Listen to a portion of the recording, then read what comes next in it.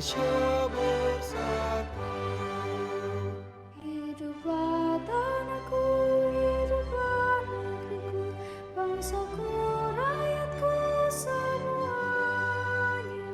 Bangunlah jiwanya, bangunlah badannya untuk Indonesia Raya. Indonesia Raya, merdeka, merdeka, tanahku, negeriku yang tercinta. Indonesia Raya, merdeka, merdeka, hiduplah Indonesia Raya. Indonesia Raya, merdeka, merdeka, tanahku, negeriku yang tercinta. Indonesia Raya, merdeka, merdeka, hiduplah Indonesia Raya.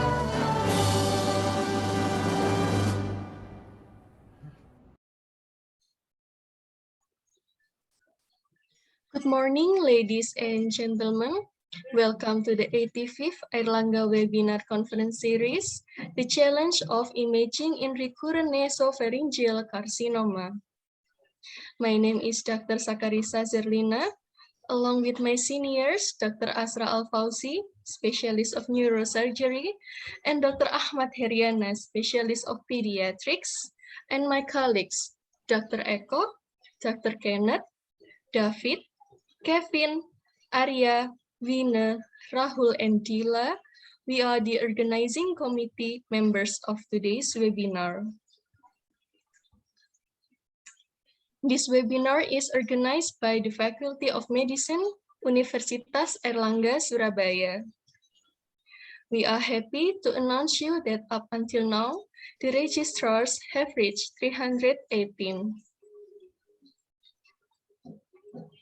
Before we proceed to the main event, we will announce some of the rules regarding the certification and Q&A session of this webinar. Rules for ED accredited certification. Full participation during the webinar is required. Your attendance will be recorded by the Zoom application. By the end of this webinar, participants are required to fill a questionnaire, which the committee will send in the link in the chat box. The certificate will be sent to your registered email address. Rules for Q&A. Use the Q&A box in the middle of your Zoom panel to write down your questions. Questions will be sorted and discussed after all lectures have been presented. Thank you for your participation, and we sincerely hope you enjoy this webinar. We will start this event with an opening remark from our beloved host. Dear Dr. Vidiana Feriastuti, Specialist of Radiology Consultant, the time is yours.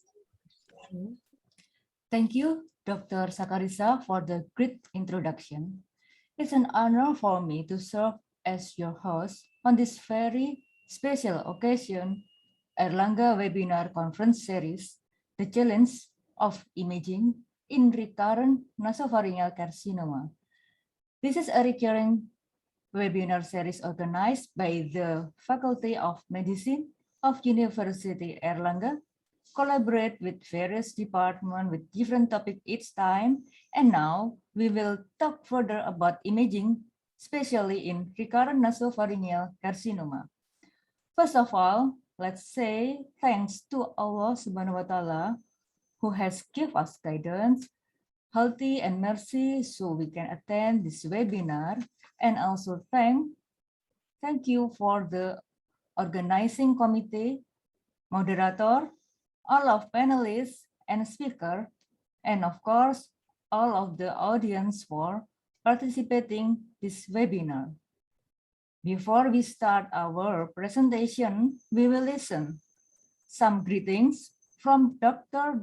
Rosi Setiawati, radiologist consultant, as the chairman of the Department of Radiology, Faculty of Medicine, University Airlangga. To Dr. Rossi, time is yours. Okay, thank you, Dr. Vika. Can you hear my voice as well? Yes. Yeah, Yes, thank you sir. so much. Okay, thank you so much. Assalamualaikum warahmatullahi wabarakatuh. Good morning, ladies and gentlemen. Thanks to all participants and attendants who have taken the time to attend this 85 AWCS meeting. I hope you are well and always healthy. First of all, let us praise and thanks to Allah that for all the blessing and joys that we can still gather in this live webinar series without any barriers at all. Thank you for the host, moderator, Dr. Vidiana and Dr. Sri Andrueni, the AWCS committee who will organize today's meeting. My warmest and special welcome to the Dean and the Vice Dean of Faculty of Medicine, Universitas Airlangga, Surabaya, the Director of Dr. Sutomo General Hospital and Airlangga University Hospital. And thank you for all your support for our educational programs. And I want to welcome to all distinguished speaker and panelists, Dr. Kusnu Romdoni from ENT and Dr. Anggreni, Division Society, radiologist consultant for our faculty, Universitas Airlangga, Dr. Benny Zulkarnain, radiologist consultant of nuclear medicine, and Dr. Marlinda Adam from ENT department from Universitas Indonesia Cipto Mangunkusumo Hospital, Dr. Chondro Setiawan, radiologist consultant from Gading Pluit Hospital, and Dr. Madi Widiasih, radiologist consultant from Universitas Udayana, Sangla Hospital, Bali. Good morning all. And we are also delighted to express our special welcome to Professor Chures Mukherjee, the Professor of Radiology from Illinois University, USA. Good evening, Prof, because here is morning and your side is evening. How is your doing, Prof? I hope that you are well right now. And I know currently in your local time must be very late. And we do apologize for this inconvenience, but I believe that you still have plenty of energy to share your experience in this meeting. Since beginning of our communication until today, you always show the positive mind to us. I appreciate it. Once again, for all speaker and panelists, thank you for your willingness and time to share the update knowledge in multi-center and multidisciplinary approach of nasopharyngeal cancer management. As we know that recently radiology has developed so fast in all medical fields, and our national health services supported by the newest technology of imaging modalities, and radiology also has important points in update disease management steps from screening, diagnosis, treatment, and monitoring, as well as the surveillance process. Considering of these changes, sometimes we need to looking after of our clinical pathway and adjusting it with the Indonesian health insurance policy as well. But this goal might be impossible to be reached if we never sit together and try to discuss and solve the problem might occur in our daily practices. So by having this multi-center approach webinar setting, we hope that we could provide the newest information and comparisons with international policy. Therefore, finally, we could help improving our nasopharyngeal cancer patient outcome for sure. For all participants, I believe also came from many centers in Indonesia. We hope that you will get the highlights and benefits from the presentations or speaker and later discussion, and you can bring and apply it in your center and hospitals. I don't want to make it longer, and we are sorry if there are some improper things might be occur during the preparation of this meeting. Finally, I will close my speech. Thank you for all attention and enjoy the meeting. Wassalamualaikum warahmatullahi wabarakatuh. Thank you, Dr. Vika.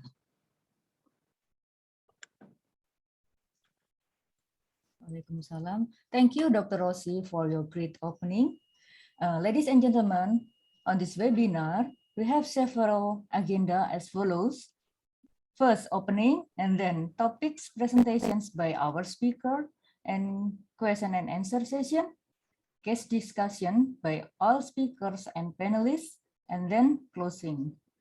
And now, let me introduce our moderator who will lead the presentation and discussion today, Dr. Sri Andriani Utomo. As we know that Dr. Sri Andriani Utomo is a staff and senior lecturer in Department of Radiology, Dr. Sutomo General Hospital, Faculty of Medicine, Airlangga University, and she has some professional careers with a foreign relationship for Indonesian Radiological Society, Secretary of the Indonesian Neuroradiology Society, member of Neuroradiology team, and member of Asian Oceanian Society of Neuroradiology and Head and Neck Radiology, and member of spinal team, oncology musculoskeletal team, and sport team. And also she has many books that I've published. And for Dr. Sri Andriani, to Dr. Sri Andriani Utomo, time is yours, please. Thank you, Dr. Widiana, for your introduction. Okay, good morning and good evening, everyone. So welcome all of you to this Airlangga webinar conference series. This is the 85th series. And the theme today is about the challenge of imaging in recurrent nasopharyngeal carcinoma. So in this session, we have 4 speakers. So the first speaker is Dr. Ahmad Kusnu Romdoni, spesialis THT Kepala Leher Konsultan FICS. He is the first Vice Dean of the Faculty of Medicine, Universitas Airlangga, and he is also the teaching staff at the Department of Otorhinolaryngology, Faculty of Medicine, Universitas Airlangga, Dr. Sutomo General Academic Hospital. And Dr. Romdoni, he will speak about the clinical aspects of recurrent nasopharyngeal carcinoma. Dr. Romdoni, you have 15 minutes to speak from now on, and we will have a discussion session after all the speakers finish. So now, the audience are yours, please.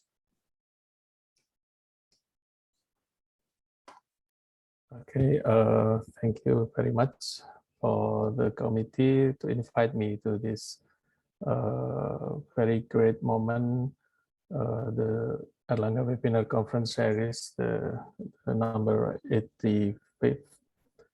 Thank you also for the committee from the radiology department, especially my friend, Dr. Rossi, Dr. Angre, and all the senior from the radiology department, and also for the other speakers, Dr. Angre, Dr. Penny, Prof. Suraj from the University of Illinois, and also the panelists. I have my senior here, Dr. Marlinda Adam from UI. Morning, Dr. Marlinda, and also Dr. Made Vidi and Dr. Chandra. I think it is very great for me to come here to talk about our big topics. As we know that nasopharyngeal carcinoma is the big topic in ENT, especially in oncology, because almost 70 until 80% of the head and neck cancer is nasopharyngeal carcinoma. At this time, I will share about the clinical aspect of recurrence of nasopharyngeal carcinoma. And as we know that nasopharyngeal carcinoma is a malignant tumor which originates from the epithelium of nasopharynx. The high prevalence in southern China and South Asia and Middle East. The male is higher than female, 2 until 3 than 1, and the neck tumor is the most common. And it's commonly found at late stage, in stage 3 and 4. And the pathology frequently is undifferentiated carcinoma. And this is the pathogenesis of NPC.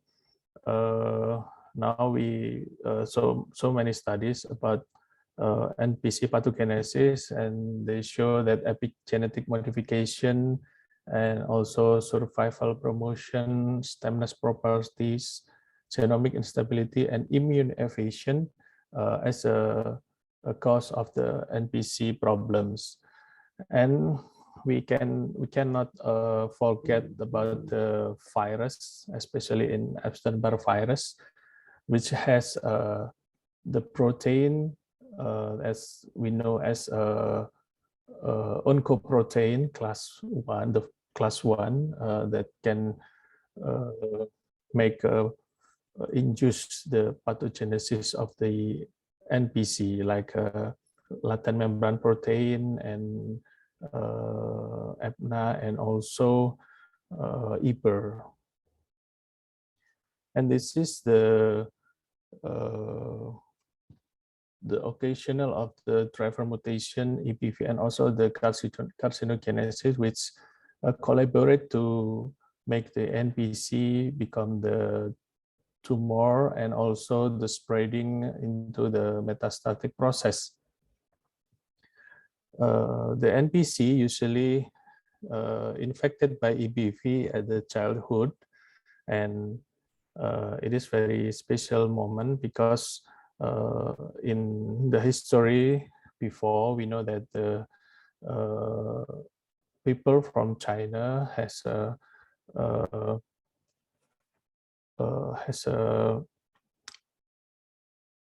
habits that give the porridge with the fish, salted fish, and it giving from the childhood until the adult. So they always eat the salted food, and then after that we know that from the salted food can make a mutation because of the problem from the RASF1A gene that become inactive, and then it's like a tumor suppressor gene, and then it become the problem for the next process of the carcinogenesis. And then what is the recurrent nasopharyngeal carcinoma?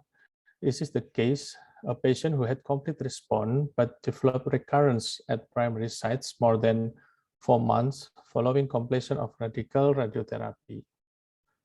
The recurrent nasopharyngeal carcinoma is often in male than female, and male tends to relapse earlier, and the median recurrence interval 26 months, and the peak at the 6 to 12 months. The major recurrent pattern is isolated local relapse at nasopharynx, and most common presenting feature is nasal discharge in 37.9%, abduction dysfunction, and facial numbness is the problem from the cranial nerve paralysis, and also the headache in 31.1%.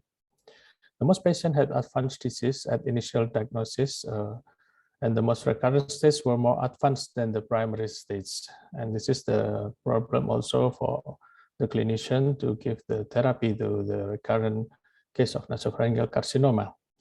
The prognosis of the long latency recurrence after 2 years significantly better than the short, less than 2 years.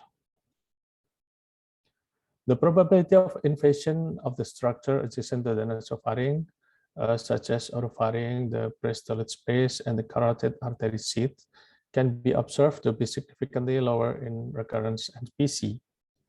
Conversely, regarding the structure from the nasopharynx, like a skull base, pharyngeal sinus, and cranial nerves, the probability of invasion is significantly higher in recurrent disease than in primary disease.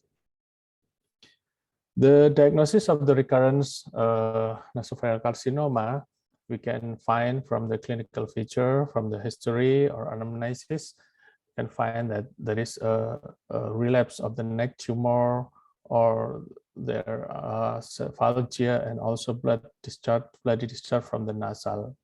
And from physical examination, we can find the neck tumor or multiple cranial nerve paralysis, or when evaluating at the nasopharynx, we can find the mass at the nasopharynx.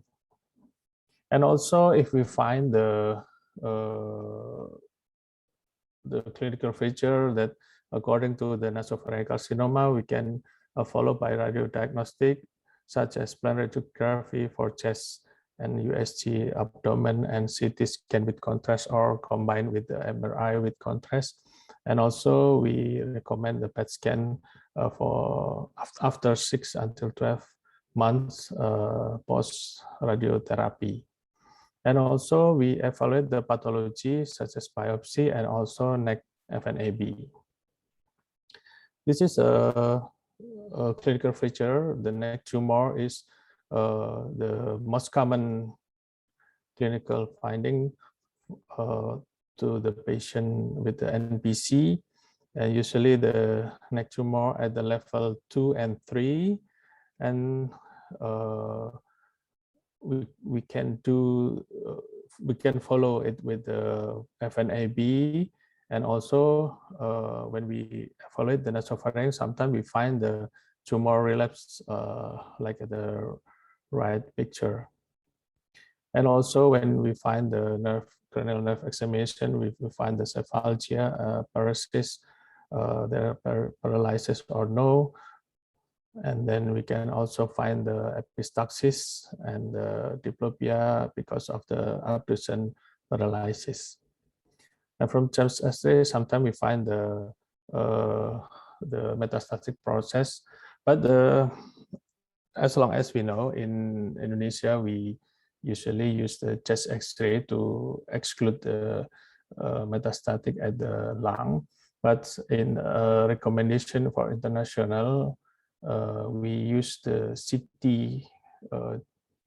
CT thorax for the excluding the problem at the lungs as a metastatic problem. And this is the CT scan of the head and neck with the contrast. We find the tumor, as we know that we can see the problem from the nasal cavity into the maxillary sinus.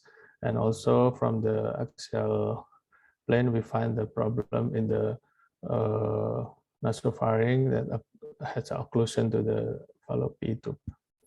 And then from the MRI, we can see also the mass at the nasopharynx that can widespread into the sinus and also to the intracranial cavity. And this is from the coronal plane, and this is from the sagittal plane. And this is a PET scan, but unfortunately in Surabaya we still don't have this examination modality, and actually it is very helpful when we evaluate the recurrency of the nasopharyngeal cancer. And after we see the radiological examination, and for the clinical aspect, we have to see the pathology result, and we do the nasopharyngeal biopsy. And this is the brochure of nasopharyngeal biopsy. We evaluate the nasopharynx with the endoscope, and then we choose the place that tumor site, and before we biopsy, we have to give the local anesthesia.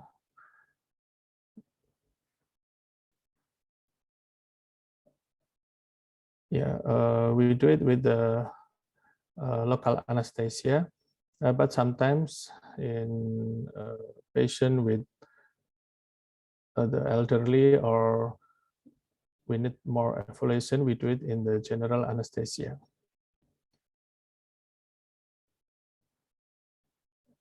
And from the pathology research, we can find the keratinizing or non-keratinizing tumor. And from the non-keratinizing tumor, we can find the differentiated or undifferentiated tumor. The undifferentiated is mostly 60% of the NPC cases and also may occur in children. This is the tumor staging of the nasopharynx. And we can see that if there is a neck tumor as a common complaint of the nasopharyngeal cancer patient, we can see that N1 is become the stage 3. And in Indonesia and also in worldwide, we found that the neck tumor is the common complaint. So we know that if the patient come with the N1 is the patient's in the stage 3 and this is the late stage. But if there is a cephalgia with any number of the nodes and also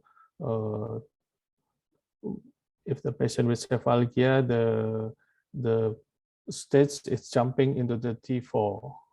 It means there is... You have 2 minutes to finish your lecture. Yes, okay, Dr. Andri. And then from the Ferry et al., we know that the recurrence of NPC after chemoradiotherapy, we can evaluate, and then we build the multidisciplinary team management, and we find the distant metastasis, we give the chemotherapy, and also immunotherapy, and then combination with radiotherapy at the site. And if there is a rocoregional disease, we give the surgery option if we can do that. If there is a mass in nasopharynx, we suggest the re-irradiation and also combine with chemotherapy and with re-irradiation. And this is from the NCCN, from the recurrence case. We suggested to do the, if rocoregional with operation, if distant metastasis, we do the chemoradiation combination. And I think we can also give the immunotherapy and also the targeted therapy for the recurrent or cases, but this is very expensive drugs. And for the take-home-message, the nasopharyngeal cancer is the highest number in the head and neck cancer. More than 16% come in the advanced stage, and the recurrence is a problem. And the management of recurrent case is expensive and unhappy for the patient. The early detection of the nasopharyngeal cancer is the key successful therapy of NPC. Thank you very much for the this is my presentation. Thank you. Thank you very much, Dr. Ramdhani, for your excellent lecture. And then we come to the second lecture. So the question and answer after all the presenters finish their speaks. So we come to the next speaker, Dr. Anggreni Dwi Sensusiati, spesialis radiologi konsultan neuroradiologi kepala leher. She is a teaching staff at the Department of Radiology, Faculty of Medicine, Universitas Airlangga, and from Universitas Airlangga Hospital, Surabaya. She will speak about is the time matter in imaging diagnosis of recurrent nasopharyngeal carcinoma. Okay, Dr. Anggreni, you have 50 minutes to speak, and the audience are yours now, please. Thank you, Dr. Sri. Hello, everyone. Back to, I will share my, is it okay, Dr. Sri? Yes, it's okay, Dr. Anggreni. Yeah, thank you very much for your kind introduction. Today, I will talk about is the time matter in imaging diagnosis of recurrent nasopharyngeal carcinoma.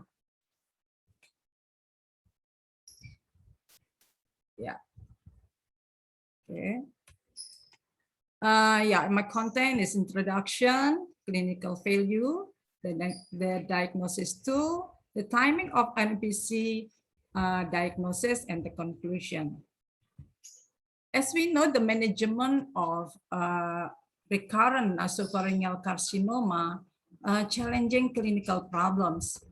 Early detection of locoregional failure is crucial for a better chance of salvage, and regular follow-up after completion of primary treatment is recommended. Methods used are manual palpation, rigid nasopharyngeal pharyngoscopy, nasopharyngeal biopsy, and imaging techniques. We can use CT, MRI, or SPECT, PET, or hybrid imaging. Treatment response after complete treatment. It might be success or failure. We evaluate at local area. Local, it means in the tumor itself, regional, and distant or metastatic. This can evaluate from clinical failure, diagnosis tool, and the timing of diagnosis. From clinical failure, we can, as Dr. Dani mentioned before, we can have history taking like bloody discharge, headache, tinnitus, neck mass, nasal obstruction, hearing loss, blurred vision, facial edema, epiphora, facial numbness, and abducens dysfunction. From physical examination at nasopharynx, cervical lymph nodes, and distant metastasis. Evaluation at locoregional. Success means in field and marginal, there is no disease, or we don't see any lymphadenopathy, but this is failure. It means that we still see the tumor at the site and the marginal, and we also see lymphadenopathy. To evaluate all this one is we make a decision with imaging methods, with specific imaging methods. So how to make surveillance tools to diagnosis recurrent NPC? We can use endoscopy, MRI, FDG PET imaging or SPECT, or EBV DNA test, as mentioned before. So what is the location of CT scan? CT scan after radiation need contrast injection. Mass or asymmetrical in the nasopharynx was considered as positive findings. It's sometimes difficult to make differentiation between the disease and the complication after radiotherapy. We also see complication in adjacent structure, evaluate the lymph nodes. The most important thing in CT scan is evaluation of bony erosion is the best with CT scan. With MRI, we use techniques to evaluation of structure like T1 with its images, T2, T2 flare, T2 fat set, or T1 fat set with contrast media. If we can evaluate diffusion technique, it's very recommended, and also perfusion technique. Post-radiation changes and submucosal after treatment, MRI is better than CT and recommended in detecting local recurrence. MRI superior than endoscopy because we can see submucosal area. Can be used to detect whole body metastasis. Hybrid techniques with PET increase sensitivity and specificity. DC dynamic contrast enhancement MR perfusion may also increase accuracy for our NPC. Like we see here on T1 fat set with contrast. Under the surface of the mucous, we see enhancement.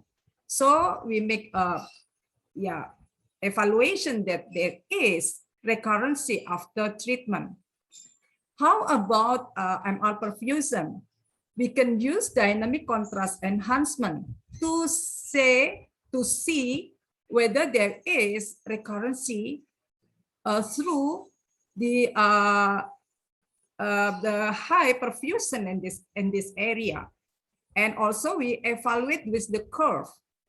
This curve is type 3. It means that there is malignancy process here. And after contrast injection, we also see the enhancement. Wang et al. Studied that comparison of MRI, CT, and PET-CT in the diagnosis of local and metastatic of NPC with meta-analysis conclude that the analysis suggested that MRI had good accuracy in diagnosis of this stage, whereas CT is currently a good performance in diagnosis of end stage. FDG, PET-CT shows good accuracy in diagnosis of end stage. So we can learn from here that some modalities have higher accuracy in detecting recurrent NPC. Now about the timing. Proper time of identification is a guide to good quality of life, and also determine the prognosis improvement. When imaging was taken, this is very interesting study from Kwong and Kong. Kwong made a biopsy after primary complete treatment in 803 patients in every 2 weeks for 3 months. After 3 months, 76.8 is negative, and the remain is remission on repeat biopsy. 55 had persistent disease. So 93.2% complete remission within 3 months. So he suggests that a cutoff of the imaging or evaluation after primary treatment is 12 weeks. Kong also make a study and time evaluation 1 to 2 months after treatment, and median time to full regression 0.589 months. Lin et al. Suggests that tumor regression for more than 4 months after completion of chemoradiation treatment. Leaf stated that delayed tumor regression is not associated with poor prognosis. So the recommendation now is at least 3 to 9 months or more than 4 months. What is the impact after radiation? There is because this influence the imaging findings. So after radiation treatment, endothelial damage and fibrosis exist, impairment of vascular and lymphatic flow, hypoxic, hypocellular, hypovascular tissue, and also tissue necrosis, infection, and ulceration. So it makes very difficult to make differentiate whether this is after still the disease or not. From here, we study before treatment. We see huge lump, the huge tumor in the right and left nasopharynx, and also invade the left nasal cavity. After treatment, we still see here after contrast injection still have enhancement. So we make a decision whether this is recurrent or fibrosis after radiation. It's not so easy. Also in the lymph nodes, it's a huge lymph nodes here and become smaller. If we see more than 3 centimeters, is it this is still disease inside or not? Or it's only fibrosis? It's not easy. So after radiation, there's changes. And how about local failure? CT scan, it's very difficult to make a differentiation because there is still edema, loss of tissue plane, fibrosis, interfere the detection of residual or recurrent disease. From CT scan, we can also see bone erosion. we can learn also from this case. At 2007, we see a huge mass at the nasopharyngeal area. This is complete therapy.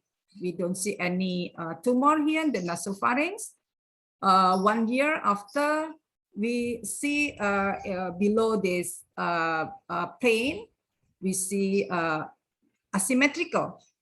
So the left side is still a big, we see big mass, but after 5 years, it still remains. So this is not a tumor, this is fibrosis. How about MRI? We see here with DWI, there is a facilitated diffusion here, big mass at the right side. After treatment for 7 months, we don't see any. This is before treatment at T1 fat set with contrast, a huge mass at the right side. After treatment is doesn't exist. At the cavernous sinus area, you see a big mass. So this stage is 4 because in infit intracranially.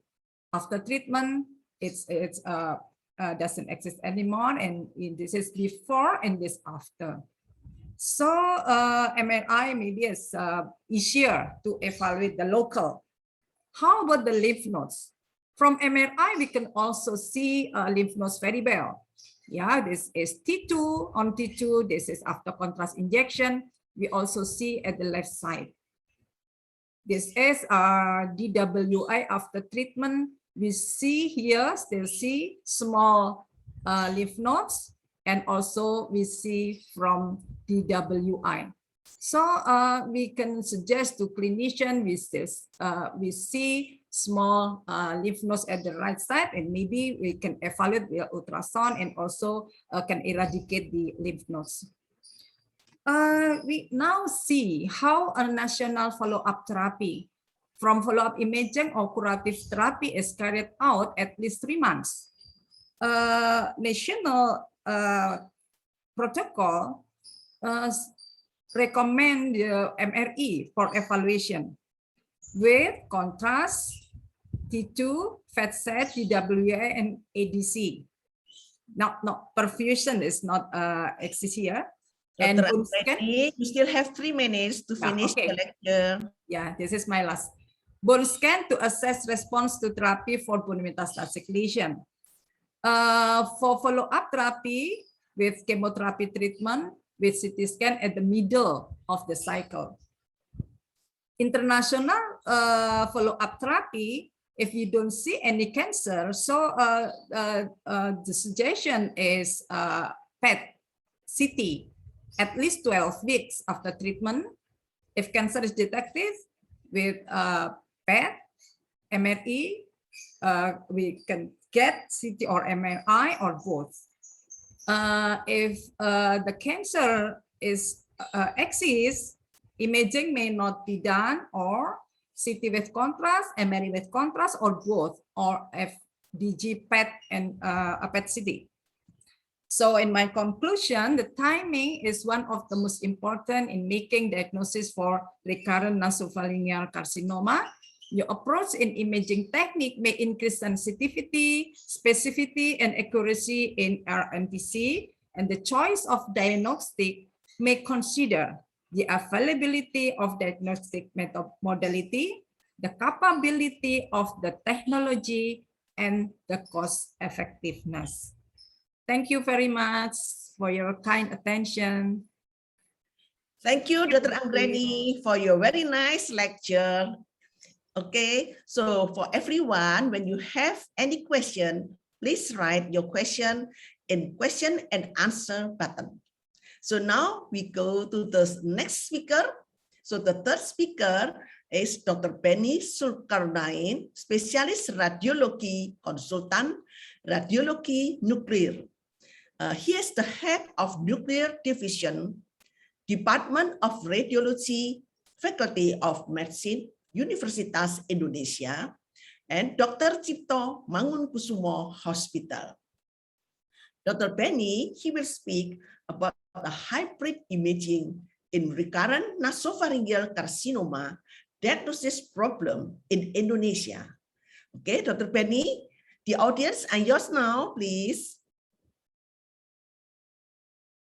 Thank you, Chairman. I will share my PPT first. Where is it?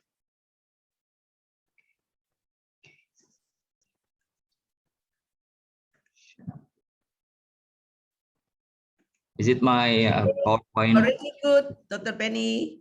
Okay. Okay. Okay.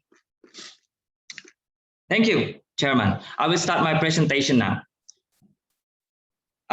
This is a cancer registry for Indonesia from a global can in 2020. And in this diagram, nasopharyngeal cancer was not in the top 5 new cancer cases for all ages and gender. The first place was occupied by breast cancer, followed by cervical cancer and lung cancer. But if separated by gender, nasopharyngeal cancer was fought in male malignancy, and whereas in female malignancy, nasopharyngeal cancer was out of top 5.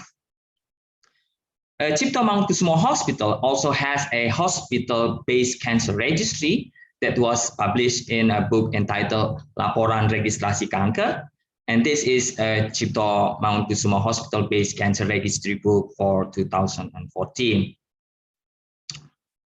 In 2014, the most reported male malignancy was NPC, surprisingly, followed by liver and intrahepatic bile duct malignancy, also hematopoietic and reticuloendothelial system. Still in 2014, the most reported female malignancy was cervical cancer, followed by breast and ovarian cancer. When combined male and female malignancy, then in the year 2014, nasopharyngeal cancer came third in total malignancy after cervical cancer and breast cancer. Hybrid imaging commonly used in oncology are the PET-CT scan, the PET-MRI scan, and the SPECT-CT scan. The indication for hybrid imaging in head and neck malignancy are: the first is primary tumor diagnosis for detecting occult metastasis, post-therapy follow-up, and detecting recurrence tumor for detecting tumor of unknown primary from neck nodal metastasis. And there are some radio tracers used in detecting malignancy, especially nasopharyngeal cancer cases. And there are, the first one is the F18 fluorodeoxyglucose, you know it, FDG, which is an analog of glucose.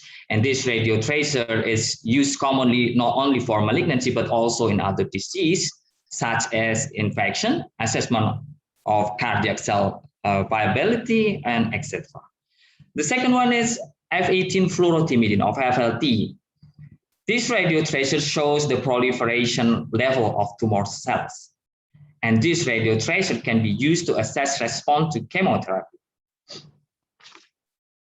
There's also F18 fluoromisonidazole or FMISO, and this radio tracer shows hypoxic tumor cells.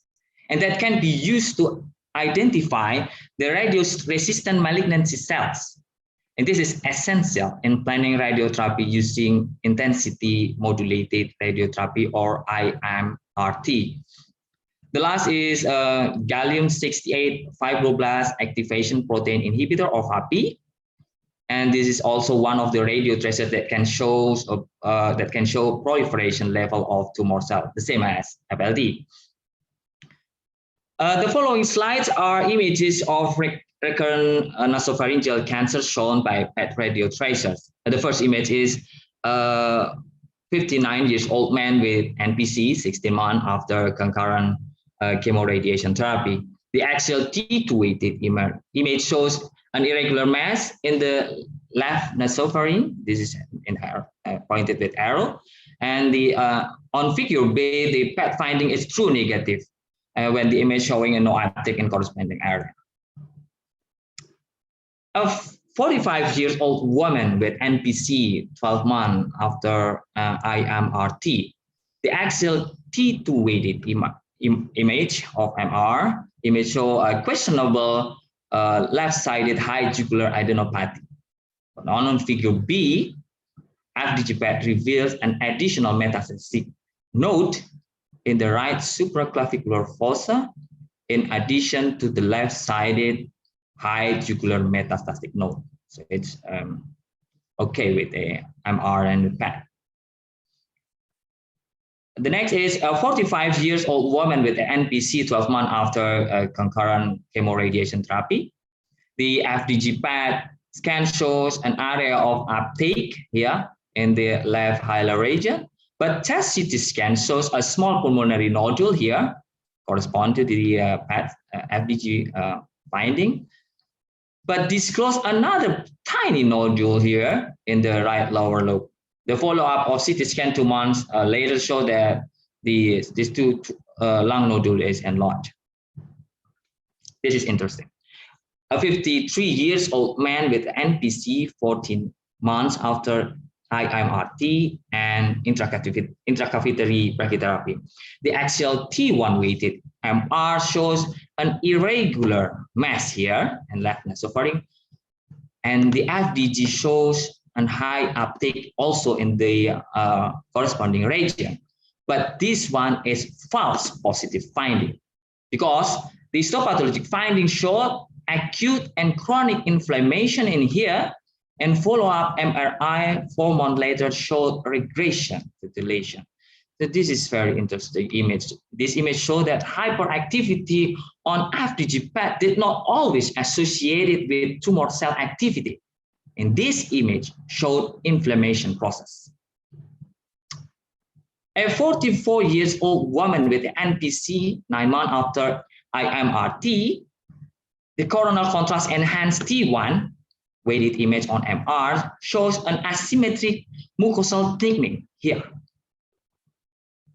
The PET FDG on the figure B here shows no activity at all at that region. But these findings are false because the histopathologic examination showed this is a recurrent NPC.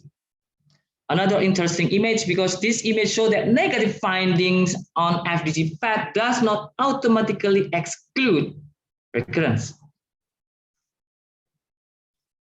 So next is the image showed of the use of the FMISO in detecting hypoxic tumor area. Image A and C here is FMISO examination, while B and D here the FDG PET. So although hyperactivity FDG in the right side of nasopharynx and the neck lymph node here is very high, but hypoxic area is absent here in FMISO. So this image shows the potential of gallium FAPI to detect NPC compared to the F18 FDG PET. In figure A here, the FDG failed to show tumor cell activity in the nasopharynx of the left side here. Here, which was clearly seen on contrast enhanced MRI. FDG failed. But in figure B, the gallium-68 FAPI here shows that the lesion is present, is there, indicated by increased gallium-68 FAPI activity in that region. So it's very interesting with the FDG. Okay, so although currently SPECT-CT rarely used for cases of nasopharyngeal malignancy, but there are two radio tracers that can be used for it. The first is sestamib or MIBI, methoxyisobutyl isonitril, and the second one is tetrophosphine. And both of these radio tracers have high levels in the mitochondria so that they can be used to detect active malignant cells. And this is a SPECT-CT with MIBI in our hospital. This image shows increased activity on the left side of the neck, indicating recurrent nasopharyngeal cancer in lymph node. Yeah, this is also with the other patients. But this image shows nasopharyngeal wall thickening on CT. Yeah, but no MIB radio tracer activity in that region. That is confirmed that it's just only a fibrosis after treatment.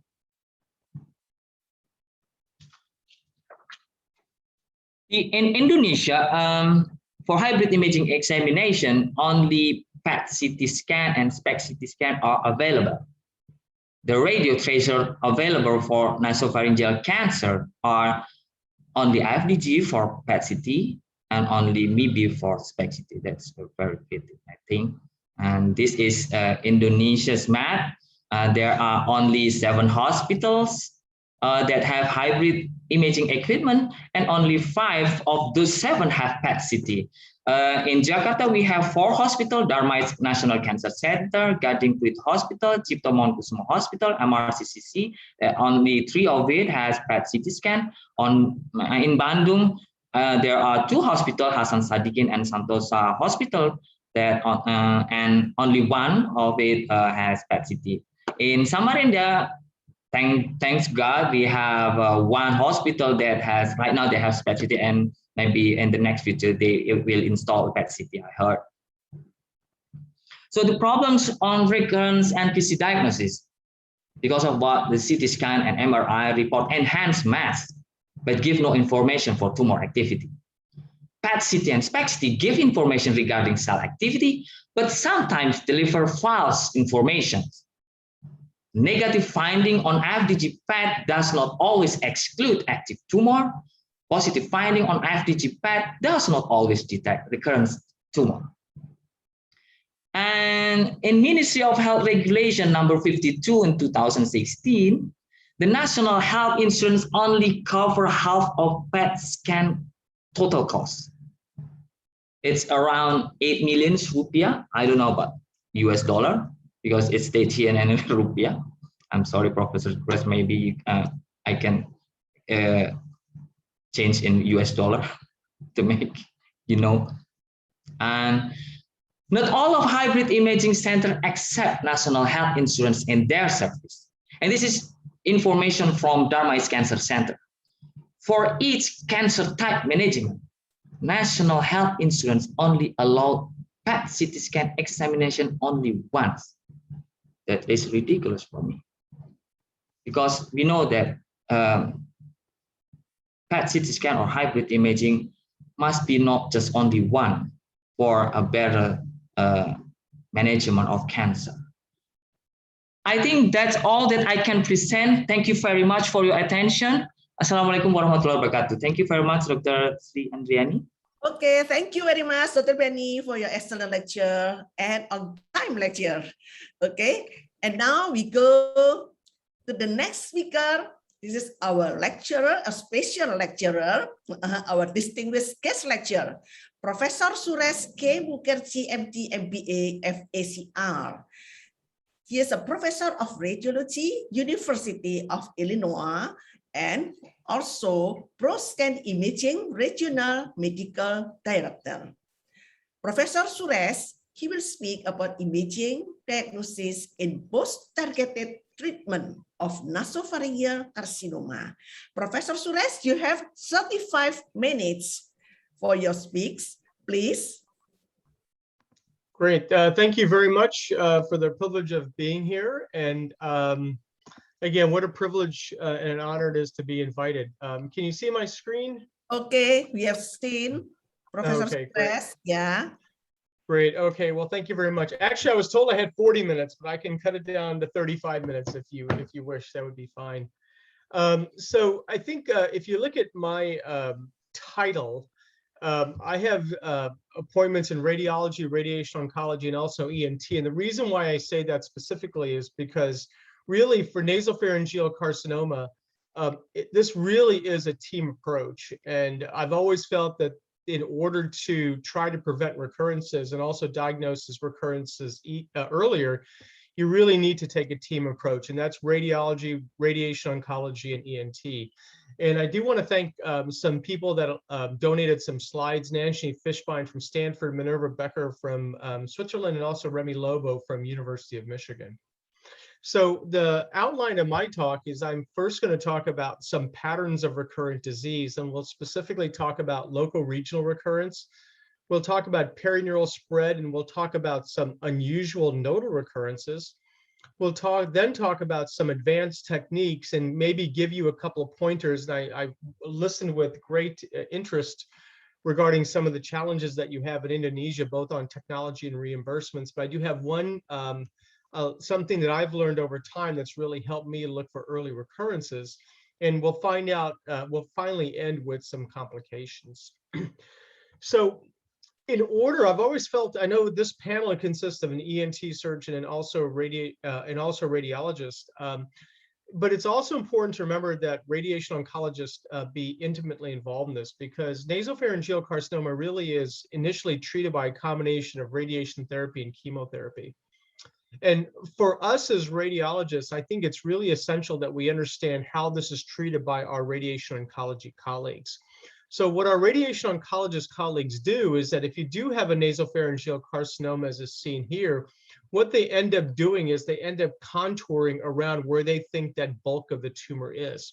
And this is what's referred to as the gross tumor volume. So this is what they do, and this is sometimes what I help them do, is that we try to contour around the gross tumor volume. And then there's something called a CTV, which is a clinical target volume. And with the CTV, what they do is they add a margin around this in hopes that if there is some microscopic disease surrounding this gross tumor volume, well, it's hoped that this clinical target volume, this additional dose, this additional enlargement of the margins will end up cleaning up some of this microscopic disease. And then finally, there's a planning target volume, which accounts for a little bit of variation when the patients come back for treatment. But my point is that it's really important to understand this is the target that our radiation oncologists are going for. So when we look at CT scans, for instance, if you are just planning on a CT scan as is seen here, well, this is our nasopharyngeal carcinoma, and this is the margin that we're going to contour around that tumor, right? And so if you're just doing it on CT, you think you've got it. Well, number one, and I know this is performed in the US, and I don't know currently what's going on in Indonesia, but if we had to contour our tumor volume, our GTV, our gross tumor volume around this, well, the challenge here is that when we look at that same patient and we do it on MR, realize there's actually involvement of the clivus that we could not see on CT. So the first thing that we have to do is to ensure, to prevent recurrent tumor, is to ensure that the gross tumor volume is completely encompassed in the treatment ports. And the only way we can do that is to make sure that we also do MRs in addition to CT when we're planning our gross tumor volume and our clinical target volume. Because if you're not doing this, you really do run the risk of a cult spread and bony invasion within the clivus that you may not be able to see on your CT scan. So that's number one. So what we hope to do, and this is a nasopharyngeal carcinoma that's extending into the left fossa of Rosenmuller and the displaced eustachian tube anteriorly, as this is the nice complete response that we would like to see. But in this particular case, this was a nasopharyngeal carcinoma that extended anteriorly into the posterior carina. So this is pre-treatment and this is post-treatment. And what I want you to do is just take a look at that clivus. See how that clivus is low signal here and it's enhancing with contrast? Well, they went ahead and treated this patient, and the majority of the tumor was treated, but the challenge was that there was actually recurrent tumor extending back here into the sphenoid sinus and the clivus. And although I never really said this to the radiation oncologist, my sense was, and I work very closely with our radiation oncologist, my sense is that this was incompletely treated, because I think when they treated this, they treated the posterior margin here involved in the nasopharynx. And you see this replacement of the clivus here. Notice the high signal involving the petrous apices. Normally, you should have high signal involving the bones, but notice how that signal is absent, and it enhances with contrast. So I think this was actually an example of a term that our radiation oncologists don't like to hear, but this probably was a geographic miss. So that's what I mean by teamwork. You know, our radiation oncologists are superb at what they do. They're absolutely superb. And nasopharyngeal carcinoma can be very well treated with combined chemotherapy and radiation therapy, but we need to make sure we work hand in hand with them and to ensure all of the tumor is included in the high dose treatment fields for nasopharyngeal carcinoma. Well, the next thing that we have to do is look at the local regional recurrences. So for me, what I love about head and neck radiology, and specifically for nasopharyngeal carcinoma, is this very, very intricate and lovely anatomy. So this is our eustachian tube that we're looking at on the right-hand side. And just behind it and superior to it is this famous fossa of Rosemuller. And this is where it's felt that nasopharyngeal carcinomas first arise. Now, if you look just at the roof of the fossa of Rosemuller, again, we see some very beautiful anatomy. We see the petrous apex, we see the clivus, and then we see this petroclival fissure. And just above the petroclival fissure is the carotid artery. And again, it's very important for nasopharyngeal carcinoma, because what nasopharyngeal carcinomas can do is they can, once they extend into the fossa of Rosemuller, they can grow into the petroclival fissure. And so in this particular case, notice there's a little bit of sclerosis here involved in the clivus. Now, whether or not that's tumor or not, we don't know. It's probably a 50% chance that's actually bone invasion. But when you do see this sclerosis and widening of the petroclival fissure, we know that there's tumor there, and we know that this is either the bone is involved, whether it's due to inflammation or whether it's due to tumor invasion, we're not 100% sure, but we know that that bone is somehow affected by the nasopharyngeal carcinoma. Now, once the tumors get into the petroclival fissure, they can jump onto the carotid artery. So this is an example of nasopharyngeal carcinoma that's grown superiorly. And notice what it's done to the carotid artery, the petrous portion of the carotid artery, it's encased it. And eventually, the anterior portion of the petrous portion of the carotid artery runs into the cavernous sinus. So once the tumors jump on the carotid artery, they can grow anteriorly into the cavernous sinus. And this is an example, if you look on the opposite side, here's normal Meckel's cave, here's the carotid artery. The carotid artery identifies the location of the cavernous sinus, and we know that Meckel's cave is separate to it. But in this particular case, this tumor has invaded not only Meckel's cave, but also the cavernous sinus. So that's the normal tumor spread. Now, when we talk about other types of spread, the tumors can extend along the eustachian tube.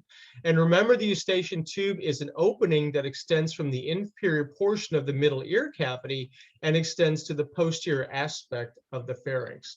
So this is an example of recurrent nasopharyngeal carcinoma that's actually grown along the eustachian tube and extended into the middle ear cavity. Because this nasopharyngeal carcinoma has grown along the eustachian tube, the aeration of the middle ear cavity has been inhibited. So therefore, we have all of this mucosal thickening involving the right mastoid air cell. And on contrast-enhanced T1 weighted images, we can see this tumor growing along the eustachian tube and also partially involving the mastoid air cells. We also have to be worried about perineural spread. And so I was very intrigued by the clinical aspects of patients that have recurrent nasopharyngeal carcinoma. So on this coronal T1 weighted image, this is an example of V3. This is the third division of the fifth cranial nerve growing through foramen ovale and then all the way up into the cavernous sinus. And when we look at the skull base, this is the trigeminal ganglion, and this is V3 growing through foramen ovale. And again, on this coronal images, this is what V3 looks like below the skull base. So pre-treatment, this was a patient with nasopharyngeal carcinoma going through the pharyngobasilar fascia.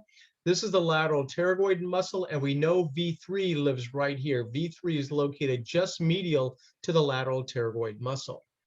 Well, once these tumors extend laterally to involve V3, they can grow superiorly along V3. This is an eroded and enlarged foramen ovale, and we could see this tumor growing all the way up to involve the cavernous sinus, and in this case, involving Meckel's cave. And another image here, notice all this thickening involved in the inferior portion of Meckel's cave. So that's pre-treatment. Now, post-treatment, this is what we also see. So this is an example of something that looks very abnormal on the right-hand side. And when we look into foramen ovale, we can see all of this enhancement. And when we look on the coronal images, what I want to do is look on the left-hand side. This is the normal appearance of Meckel's cave. This is not the trigeminal ganglion. This is a little vascular plexus, and right below it is the trigeminal ganglion. Look on the right-hand side. This tumor is involved in the inferior aspect of Meckel's cave, and you can see that little vascular plexus is diffusely enlarged and enhancing. So this is actually tumor growing into Meckel's cave. Now, if you go back and look at all of this enhancement involving the right masticator space, part of this is tumor here, but all of this enhancement that we're seeing more laterally to involve the masseter muscle, all of this enhancement is actually due to subacute denervation atrophy. So once you have tumors extending along V3, realize not all of this may be due to tumor, but in this particular case, this was likely due to subacute denervation atrophy because of the involvement of V3. Another example here, pre-treatment, we have a nasopharyngeal carcinoma. Post-treatment, we see all of this enhancement. We're thinking, oh my gosh, this is all tumor. But when we look at Meckel's cave, we can see that this is all just diffuse involvement of Meckel's cave. Notice a normal appearance on the left side. And again, this is just diffuse subacute denervation atrophy of V3, all the muscles that are being supplied by the third division of the fifth cranial nerve. The other area that we have to be aware of, especially in nasopharyngeal carcinomas and all skull-based tumors, is involvement along the greater superficial petrosal nerve. So this is an example of nasopharyngeal carcinoma. This is an example of it growing superiorly into the skull base. Now I want to point your attention to this area right here. The greater superficial petrosal nerve is located right here along the skull base, and just anterior to it or superior to it is a deep petrosal nerve, and it forms Vidian's nerve. So anytime that you have tumor extending along the skull base, as is seen here, these tumors can grow posteriorly along the skull base, jump on the greater superficial petrosal nerve, and extend posteriorly to involve the geniculate ganglion. Another example here, anytime that you have tumor, it doesn't have to be NPC, it can be adenoid cystic carcinoma, it can be sarcoidosis. I just saw a case of Wegener's granulomatosis. Once it gets along the skull base, again, it can grow back along the greater superficial petrosal nerve, jump on the geniculate ganglion, and then cause a facial nerve palsy. So this is just an example of a nasopharyngeal carcinoma extended along the skull base. And if you see this enhancement right here, this is the greater superficial petrosal nerve, and this is this tumor growing along, in this case, the tympanic segment of the facial nerve. So it is important that anytime that you have a nasopharyngeal carcinoma, our radiation oncology colleagues have to be aware of this potential spread pattern, because sometimes patients will not have a cranial nerve palsy associated with this enhancement. So it's important that they be aware of them, and they need to adjust their fields appropriately. This was an example of recurrent nasopharyngeal carcinoma extending through the middle cranial fossa. Here is V3 on the, here's foramen ovale on the normal side. Here's the temporal lobe. Notice the normal appearance here of the left middle cranial fossa. Look at all of this enhancement involving the right middle cranial fossa. Anytime we have involvement of the right middle cranial fossa extending into the skull base, remember that greater superficial petrosal nerve is at risk. And when we look at the axial images, we can see this tumor growing all the way back along the skull base below V3, growing back along the greater superficial petrosal nerve, going to the geniculate ganglion, and then eventually involving that facial nerve. So this was all perineural spread along the greater superficial petrosal nerve. So what we've covered initially were those marginal recurrences. I know we had used that term before. So when you are looking at recurrent nasopharyngeal carcinomas, you have to make sure you look at the margins of that tumor. The other thing that we have to look for are the involved lymph nodes. Now, many of you know that I've been the radiology representative for the AWCS classification for the 8th edition. And so what we did for the 8th edition, in order to avoid confusion for nasopharyngeal carcinoma for lymph nodes, we now use the cricoid cartilage to separate between N2 and N3 disease. So it makes things a little bit easier. So I think all of us are familiar with the metastatic lymph nodes. I saw a couple of questions on the chat box. We can discuss the normal size criteria later, but I did want to point out in the 8th edition that cricoid cartilage is now used to separate N2 and N3. But one thing that we do have to consider when we're looking at atypical recurrences for nasopharyngeal carcinoma is that, remember, the eustachian tube has a primary echelon drainage to the intraparotid lymph nodes, and we sometimes forget about this. So realize there are 4 types of lymph nodes in the parotid gland. They're pretracheal, they're subcapsular, along the facial nerve, and the tail. So just realize that anytime that you do have nasopharyngeal carcinoma that involves the eustachian tube, this is really a decision that the radiation oncologists have to make. And sometimes it can be cleaned up, if you will, with chemotherapy, but just realize the eustachian tube can occasionally have drainage to the parotid gland. And this, in fact, was recurrent nasopharyngeal carcinoma to involve an intraparotid lymph node. So when you are evaluating patients with nasopharyngeal carcinoma, yes, look at the primary site, look at the margins, but remember also to look at the parotid gland, because occasionally you can have occult metastases in that area. So what we'll do in the remaining time is talk about some of the histologic changes following radiation therapy, and this was elegantly described before.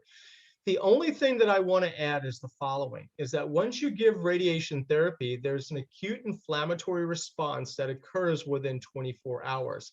And as mentioned before, there's interstitial edema, and then about 4 weeks later, there's fibrosis, which involves the connective tissues, the blood vessels, and the lymphatics. And when you do give chemotherapy, this tends to exacerbate this inflammatory response, the edema, and the fibrosis. And it's always, remember, good to know that, yes, the tumor does shrink peripherally, but oftentimes that tumor melts. So in the back of our minds as radiologists, we're always asked to say, is it recurrent tumor or is it post-treatment changes? And the challenge is in the middle of that tumor, sometimes realize you can have post-treatment changes and you can have microscopic diseases as well. And sometimes we just cannot tell. So because of that, what we've done is that we've spent a lot of time looking at different modalities. So at least in the United States, performing recurrent follow-up CT really doesn't play much of a role. I think if we do see progressive bone erosion, as was mentioned before, that's great. But in general, in the United States, we mostly perform MR. And it was mentioned before, T1, T2. We'll talk about diffusion imaging, and we also do gadolinium enhancement. I was delighted to see that the images that I saw today were all dedicated skull base MRs. Some of the challenges that we get into are that you'll do a regular brain MR when looking for nasopharyngeal carcinomas, and there's no way we can detect that perineural spread that I talked about before if we do regular brain MR. So you really need to do the dedicated imaging. And when to perform it? Well, in general, as was mentioned before, an MR will perform it about 3 to 4 months after treatment. PET-CT, again, we heard some elegant talks and some beautiful images. It's an excellent modality. The challenge with PET-CT is that the brain normally metabolizes FDG glucose. So as a result, once the skull base abuts the brain, imaging of the skull base can be challenging to differentiate sometimes with the uptake within the brain. In the United States, we routinely perform PET-CT to look for lymph nodes and to look for distant metastases. But as was commented on earlier, when I reviewed the literature for this talk and the meta-analysis, there was no real consensus on when to perform your surveillance imaging. So in general, for oropharynx cancers, we'll do it 3 to 4 months. But in PET-CT, there really is no consensus when to perform that. So this is an example of a baseline study performed immediately after radiation and chemotherapy. And this is an example of that early recurrence. And these are some of the findings. Notice the absence of the signal. So this is after treatment. Notice a nice high signal within the clivus. On the non-contrast T1 weighted images, we can see that clivus signal is replaced by intermediate signal that's densely enhancing. And then later on, we can see that enhancement continues to enlarge. So this is early recurrence on MR, and this is more of late recurrence. Another example here, this was baseline. This is an obvious recurrence, but this was a challenge here. See where that yellow arrow is pointing? A little bit of abnormal signal right here. Is that post-treatment change or is it recurrence? You know, it's really, really hard to say. This patient ended up having a recurrence. So the challenge is what can we do to try to identify recurrence at a very, very early stage? So there are some techniques that we can use. One technique is that we can perform diffusion imaging, and this was already mentioned before. So this was, again, example of that tumor that I showed growing along the eustachian tube. And at a different level, this was a large area of decreased ADC indicating recurrent tumor. Another example here, this is an example of nasopharyngeal carcinoma that was previously treated. Here was a lymph node right here that measured about 1.2 or 1.3 centimeters. It has high signal on diffusion, and here we can see it has low ADC. So the challenge with diffusion, it can be a very, very good tool. Another example here, this was an indeterminate area seen just along the medial canthus of the right orbit. We can see it has low signal here. This was an early indicator of recurrence, and this patient went on to recur. But just realize the challenge with diffusion, in my experience, especially in the head and neck, is that there's a lot of artifact that can occur. It's very sensitive to motion. You have a lot of interfaces here with air, bone, and also soft tissue interfaces. So I think if you have a very, very good shim on your magnet, it can be excellent. The other thing about diffusion imaging is that it's still not good enough to really look at microscopic diseases. If you have something that's 1 to 2 centimeters and you can get a really good signal in it, yes, I can think it can be a very powerful tool, but still, I'm just not sure diffusion is good enough yet to look for very, very microscopic diseases. But now in the United States, as is done in Indonesia, it's routinely performed. Another type of technique that we can do is perfusion imaging. So there are different types of perfusion imaging that can be done. This is a type of perfusion that's called arterial spin labeling. This is a non-contrast type of perfusion. So ASL, as it's oftentimes referred to, again, uses non-contrast techniques to look for recurrent disease. So this was nasopharyngeal carcinoma that was previously treated. We see this abnormality here on the right-hand side. Is it tumor or is it not tumor? Here's the T2 weighted images. Here's the contrast enhanced T1 weighted images. You know, it's really indeterminate. But when we do our arterial spin labeling, notice all of the high signal here.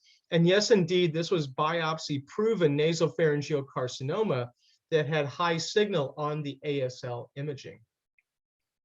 The other type of perfusion that we can do is dynamic contrast enhanced imaging. So this uses contrast, and this is the typical DCE that was mentioned earlier before. So this was an example of a nasopharyngeal carcinoma treated 1 year after treatment. So there we see an abnormality right here involving the left fossa of Rosenmuller. On the axial T1 weighted images, we can see, again, thickening in the fossa of Rosenmuller. And on the contrast enhanced study, we saw a little bit of enhancement. Now, these slides were given to me by Dr. Lobo. Clinically, the ENT surgeons looked in and did not see anything, but there was something suspicious here on MR. So when the dynamic contrast enhanced study was done, they saw abnormal uptake here deep to the fossa of Rosenmuller, and this was eventually biopsy. This is a nice example of the VE demonstrating too much perfusion, and this indicated a clinically occult recurrent disease.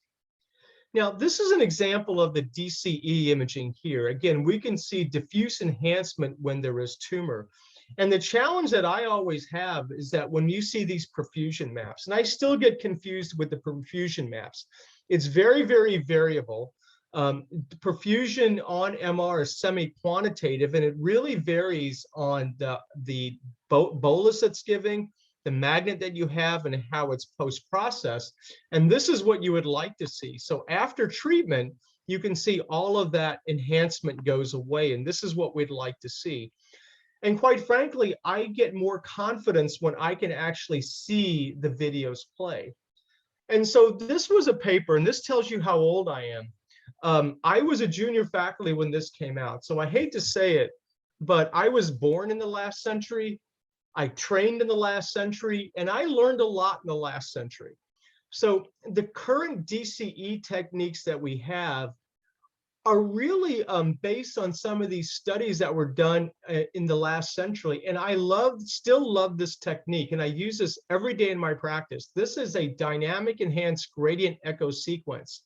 And it's a very, very basic sequence. So this was a very unusual example of a patient, and it's not the nasopharynx, but it illustrates this point, is that this patient had multiple surgeries, had radiation therapy. This is a flap right here involving the right floor mouth. Clinically, there was no tumor there, but the patient had pain along the right side of the floor mouth. And this is the dynamic contrast enhanced study. And notice here this abnormal enhancement. This turned out to be perineural spread along the lingual nerve, And we were able to pick this up based on this dynamic sequence. So what I would love to see, and I haven't seen it described yet, and maybe it has, I just haven't seen it. But if you don't have perfusion imaging, I would encourage you to try the dynamic contrast enhanced images, because I still use this in my practice, albeit it's almost 30 years old. So what about PET-CT? Well, for PET-CT, we talked again, some beautiful studies before, and as was mentioned before, we all use it in practice, but realize the sensitivity and the specificity are pretty good, but it's not perfect. And when this paper nicely was a very beautiful meta-analysis, they showed a large variation in the accuracy of PET-CT.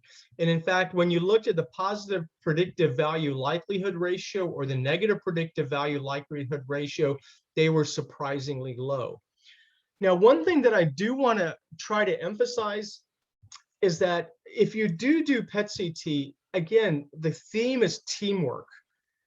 Nuclear medicine oftentimes is performed by nuclear medicine, and head and neck imaging is performed by neuroradiologists, etc. But I would encourage you to try to improve your overall accuracy of PET-CT, and I think you can move these curves to the top left, is try to have both your neuroradiologist and your nuclear medicine folks look at these together. Because the nuclear medicine team are going to see things that we as head and neck radiologists cannot see. But by the same token, we as head and neck radiologists are going to be able to give some anatomic information and some more domain expertise regarding the normal complex anatomy. So I think if you do that, you're going to have a much higher accuracy for PET-CT. So these are just an example, and we've seen somewhere before already in this talk, pre-treatment and post-treatment. Nasopharyngeal carcinoma here, positive lymph node. We can see no evidence of uptake following treatment. Now, what about this technique? This is something that is currently available in limited centers in the United States, and this is PET MRI. So this is an example of an early stage 1, I should say T1, a nasopharyngeal carcinoma tucked away here involving the right fossa of Rosenmuller. We can see the diffuse enhancement here involving the right fossa of Rosenmuller, and we can see the very elegant images here for the uptake in this nasopharyngeal carcinoma, and we can see the signal loss. So certainly PET MR has some clear advantages. First of all, you can get the soft tissue detail and the beautiful enhancement with MR, and you can fuse this, or I should say co-register or simultaneously obtain this with the PET data. As I mentioned before, once you get up above the skull base, it can be challenging to separate out the bottom of the brain with the skull base. But again, this can be much better delineated when you perform a PET MR because of that beautiful contrast detail. And also, you can get some nice ADC images well too. And if you do have the capability of performing perfusion imaging, you can add all of that. So there are clear advantages, true multimodality, multi-parametric imaging with PET MRI. So here's an example of a large tumor involving the nasopharynx. Pre-treatment, the clear tumor here, decreased ADC, abnormal uptake on the FDG. And post-treatment, if you look at the non-contrast T1 weighted images, well, it looks a little bit suspicious here, right? We can see this abnormality, but on the ADC maps, nothing there. And then here's that abnormality on MR, but when you look at the PET MRI, there's no uptake whatsoever. And look at that proximity to the temporal lobe, right? That MR helps you separate that uptake from the temporal lobe. So again, clear advantages with PET MRI. Another example here, this was a patient with nasopharyngeal carcinoma demonstrating bilateral retropharyngeal lymph nodes. This is the abnormal uptake on the PET. After treatment, that left lymph node shrinks down, so it's about 7 to 8 millimeters, and it is high signal. So is it recurrent tumor or is it not? But when we do the PET MR, we can see that the lymph node is smaller, but all of that uptake here has abated. So again, a clear benefit of PET MR that I think is an advantage over PET CT. So the last two things that I'll talk about are some of the complications that you can see, which we may run into when you're trying to differentiate recurrent tumor versus radiation post-treatment changes for nasopharyngeal carcinoma. And one of these is osteoradionecrosis, and I highlight osteoradionecrosis. So this is non-viable bone caused by radiation therapy, and it's due to the inability to repair the bone due to hypoxia and hypovascularity. And again, that theme that I'm talking about is teamwork, teamwork, teamwork. Right now, anytime that I see a patient that may have ORN, osteoradionecrosis, the first thing that I ask is how much dose did the patient get? Because if I see something that looks like this, and the patient only got 3,000 or 4,000 rads, then I'm thinking that this is likely due to recurrent tumor. But if the dose is high, greater than 6,000 rads, that's the dose that's typically associated with ORN. And again, the only way we can get that is to have our team work together. On CT, what we look for is cortical interruption, sequestration, and pathological fractures. And on MR, it can be very confusing. There can be enhancement and swelling centered around the bone. And especially with these confusing MR findings, believe it or not, I actually see patients on Wednesday afternoon. So luckily, when I get to see the patients, I get to examine them, and then we come back and we look at their images. If I see something like this, that radiation oncologist was right next to me, and I said, well, how much did you actually treat this patient with? So again, that accuracy is going to improve if you can have that team approach. And the last thing that we'll talk about, and notice how I remove the osteo, is radionecrosis. So we still see cases of radionecrosis. And again, in this case, this was due to a patient that had an orbital carcinoma. And we can still see it in nasopharyngeal carcinoma. So this was an example that a patient had an orbital exenteration. And initially, I remember this case, we saw this little area right here, and we weren't sure it was metastases or whether it was recurrent tumor, or recurrent tumor or radionecrosis. We saw a little bit of edema right here. We weren't really quite sure, so we waited. We saw this lesion enlarging, and all of a sudden we started seeing a lot of edema. And eventually this thing blew up and it looked very aggressive, and this was just all radionecrosis. Now, this is challenging to pick it up here, but the one trick that I've learned over time is that if I see some enhancement right here and the degree of edema is much greater than the degree of enhancement, again, in a high field area, an area that's been treated with high dose of radiation therapy, when I see that discordancy between the size of the lesion and very robust edema, then I am more apt to call this radionecrosis. The other thing too is notice how this enhancement is separate from where that primary tumor was. So those are two things that's helped me to separate radionecrosis from post-treatment from recurrent tumor. And finally, this was a patient that with nasopharyngeal carcinoma. This was pre-treatment, and I just want you to concentrate on the temporal lobes.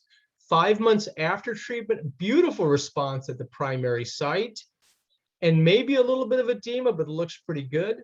But then 21 months after treatment, we start seeing this enlargement here, this enhancement, maybe a little bit on the opposite side. And look at all this edema, a lot of edema for just a little bit of enhancement. And then finally, 2.5 years later, this enhancement is increasing and that edema continues. And again, this was just a path-proven example of radionecrosis. In fact, this was given to me by my radiation oncologist colleague, that I'm a member of the department at Robert Wood Johnson Medical School. So this was a case that he wanted to share with me, a pathologically proven radionecrosis, and especially this timeline. So in summary, what I've done over the last 35 minutes is that we talked about the patterns of recurrence. So we talked about local regional recurrence. And so again, very, very important that you work with your radiation oncologist pre-treatment to make sure that that gross tumor volume is included in the primary fields of the dose, to make sure all of it receives the high dose. And remember, you always want to avoid that geographic miss, right? So you always have to remember that. We talked about patterns of perineural spread, and specifically we talked along V3 and along the greater superficial petrosal nerve. We talked about some of the nodal involvement, and remember, the parotid lymph nodes are at risk for nasopharyngeal carcinoma. We talked about the advanced techniques, including perfusion imaging, diffusion imaging, PET-CT, and PET-MR. And finally, we talked a little bit about the complications and some tricks that I've learned. Unfortunately, like I said, I've been around this thing for a while, for 25 years of experience, trying to help separate radionecrosis from recurrent tumor. So thank you so much for the honor and the privilege of being here. It's you know, the greatest thing that I have is that I've had the privilege to do talks in different places. What makes me even feel happier is that we can continue this wonderful collaboration, and we still have the opportunity to be connected halfway around the world. So thank you very much for all of you for inviting me and giving me this honor. Thank you, Professor Suresh, for your excellent lecture, Professor Suresh. I still want to listen your lecture again. Okay, so now we come to the question and answer session. So we have some questions from the audience. Okay, maybe from Dr. Antonius Haryanto Wijaya. So he wants to ask about to Dr. Romdoni, is it allowed the other specialists besides ENT specialists and pathology anatomy specialists performing nasopharyngeal biopsy? Yeah, thank you, Dr. Andriani. Yes. I think in daily practice, we saw that some of our colleagues from surgery, especially head and neck surgeon, they do the similar to like us in the ENT oncology field. So I'm not sure they have competency in biopsy with the endoscopy also like us, because we still not even discuss with them. But I think this is a crossing area. We should do better if we can do the best for the patient. And I think if we can evaluate the nasopharyngeal region with endoscopy as good as we do, if they can do it as good as we do, I think it is fine for them to find the tumor and also to evaluate and take a punch biopsy on the tumor. But if they cannot see it clearly, and also because sometimes, as we know, if the nasal concave or turbinate is oedema or getting wider, it is not easy to find the nasopharyngeal region, because we have to give nasal decongestant and also do the nasal toilet the first, and then we can evaluate the nasopharyngeal region. I think that's my opinion in that question. Thank you, Dr. Andre. Okay, thank you, Dr. Ramdhani, for your answer. And then also questions from Dr. Aida to Dr. Anggraini. What is the normal size of neck lymph nodes, Dr. Anggraini? Should we measure the longest axis or the shortest axis? Yeah, generally we make the 10 millimeters as below that is normal. But again, in metastatic lymph nodes, sometimes only 5 millimeters, but it also contain tumor.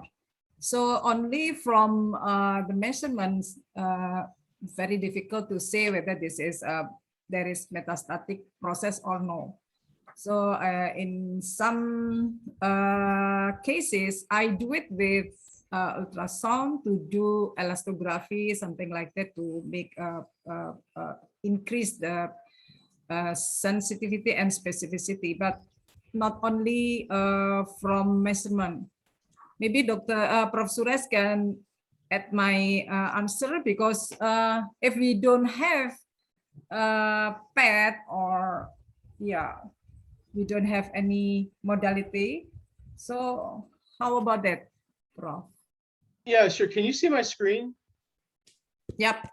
Okay, so I thought that was such a great question. And so, because I was looking at the questions, because I was so enamored by the talks, are just fantastic. So, and I was looking at the chat box, and what I want to do is just briefly explain what I do, and actually what I've done, what I do for lymph nodes. I just had this epiphany recently about how I measure lymph nodes, because it's always been confusing to me. So in the head and neck, when we look at the transverse dimension, what we do, and this is different from other parts of the body, the way, the only data that we have is that we look at the axial images and we measure in the largest transverse dimension. So this was a patient that obviously has a metastatic left level 2 lymph node and a right level 2 lymph node. What we do is that we measure in the longest dimension in the axial plane. Now, if this was the chest or the abdomen, we would sometimes look at what's referred to as the short axis. But in head and neck, we take the longest plane. Now, what we're trying to do is that we're trying to identify the first metastatic lymph node. Because if we identify one metastatic lymph node, then the prognosis, the patient has N1 disease, and the likelihood of survival reduces by 50%. So this is how we measure. Now, what I do now do is that if I am looking to try to go from N1 to N2 disease, what I will do now, N2 disease is greater than 3 centimeters. So whether it's if for N2A disease in a patient that's non-HPV, what I'm now doing is I'm also taking the largest dimension in any plane that I see. So, and I know there's a couple of ENT surgeons on the line, is that when the ENT surgeons look for a lymph node, they basically grab the lymph node, they palpate it, and they try to take their measurements in the longest dimension that they have.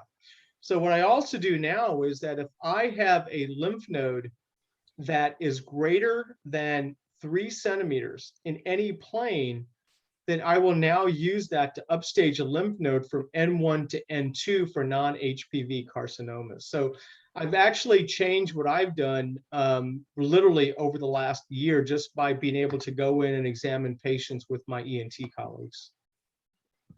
Thank you, Professor Suresh. Thank you, Professor Suresh, for the clear explanation. Okay, now we see also there is some questions. Okay, to Professor Suresh, how about the radioanatomy explanation regarding NPC relapse? My question is, we found sclerosis bone in CT that they are of radiation. How can we differentiate between inflammation process compared to tumor invasion in that situation? Great. So I think the question was, in a pre-treatment study like this, and you see the sclerosis involving the right half of the clivus, how do you differentiate whether it's recurrent tumor or whether it's just inflammation, chronic inflammation resulting in a periostitis? And the answer is, honestly, you don't know. You don't know. And even if you did an MR, the sclerosis can actually end up resulting in obliteration of the normal fat within the clivus. So unfortunately, there's no definitive way to do it, because remember, inflammation can also enhance. So if you actually gave contrast and this was inflammation, it would enhance. So in general, what the rule that we've used is that if you have nasopharyngeal carcinoma and you see sclerosis adjacent to the tumor, you just have to assume that bone's involved. And that obviously will upstage the lesion to a T3 lesion. So in general, if the people that I've worked with, if they see sclerosis, they'll just assume that the bone is involved for nasopharyngeal carcinoma. Okay, thank you, Professor Suresh, for the explanation. And then also,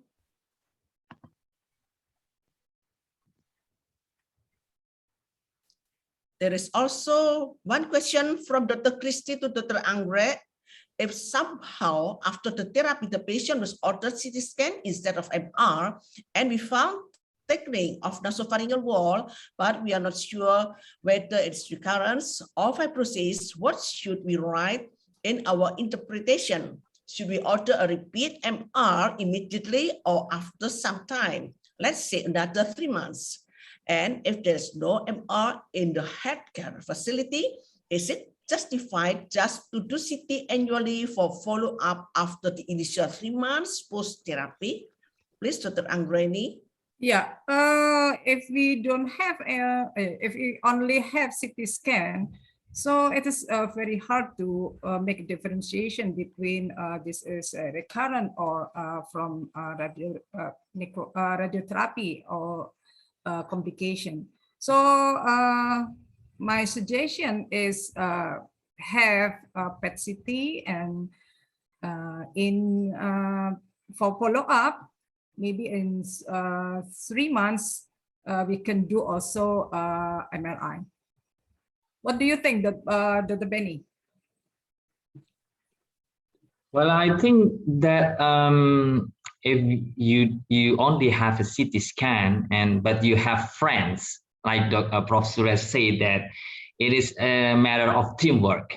I think the teamwork. I think you can talk to your teamwork. You can talk to your team and work as a teamwork, like Professor said. I think that make a better situation just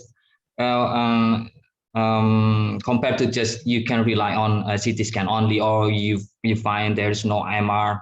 But I think it's best to talk with your ENT department and from your radiotherapy department, and talk to them and discuss the situation matter, and then you conclude the situation by only the data you have, and then I think it's better situation with that.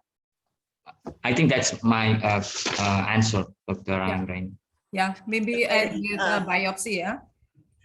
Okay, thank you, Dr. Penny.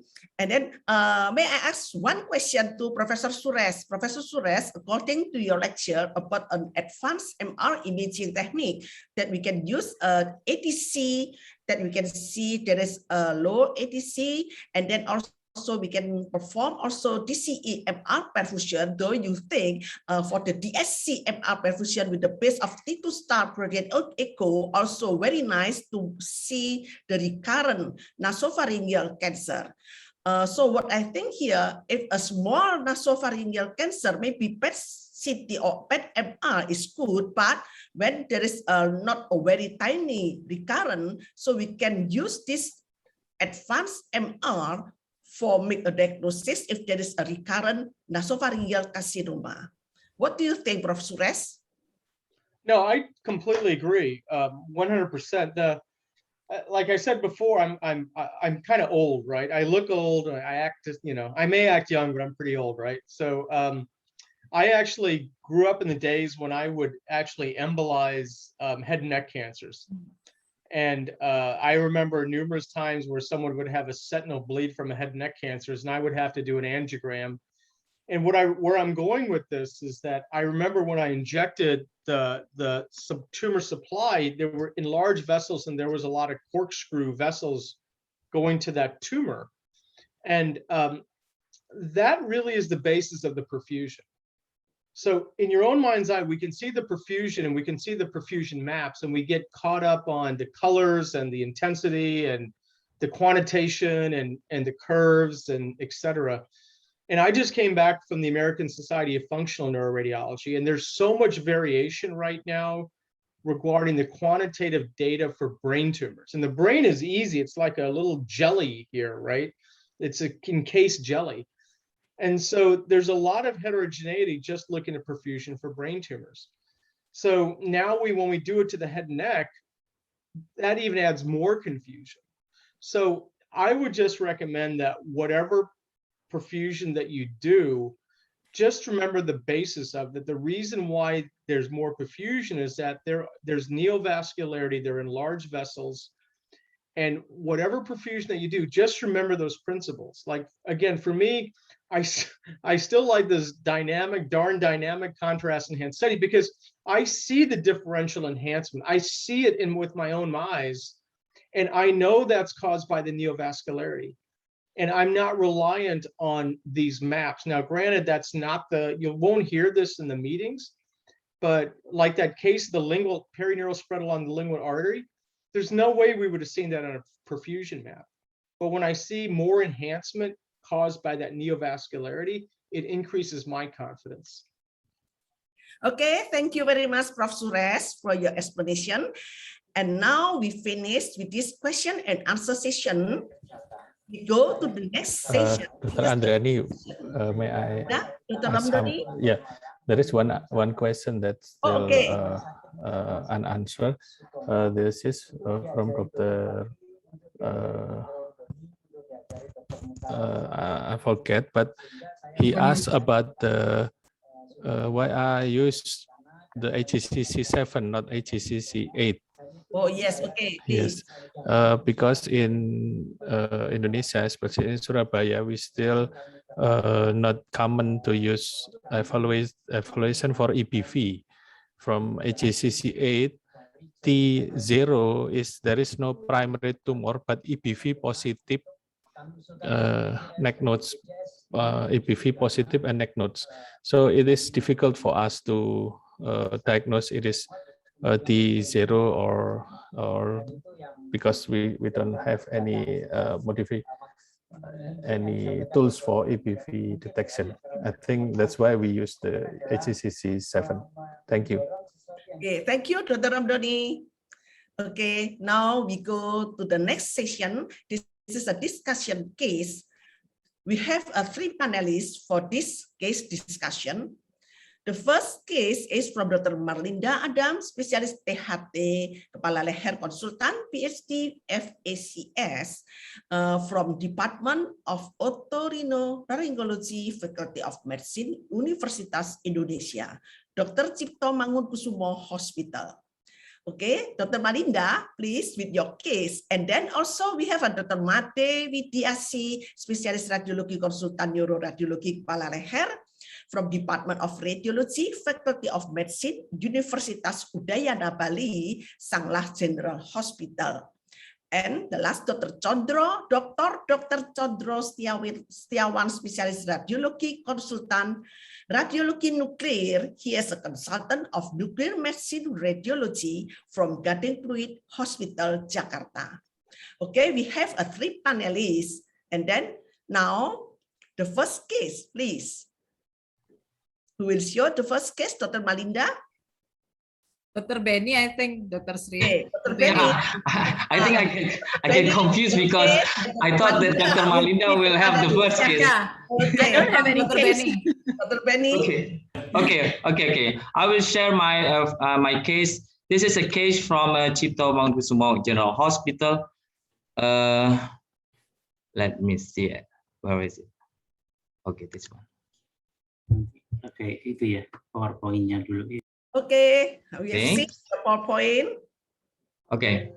This is a case from Cipto Mangunkusumo Hospital, a male 39 years old with final diagnosis of NPC T2 and 3 and M1 in bones and liver, was chemotherapy 6 cycle ongoing radiation therapy.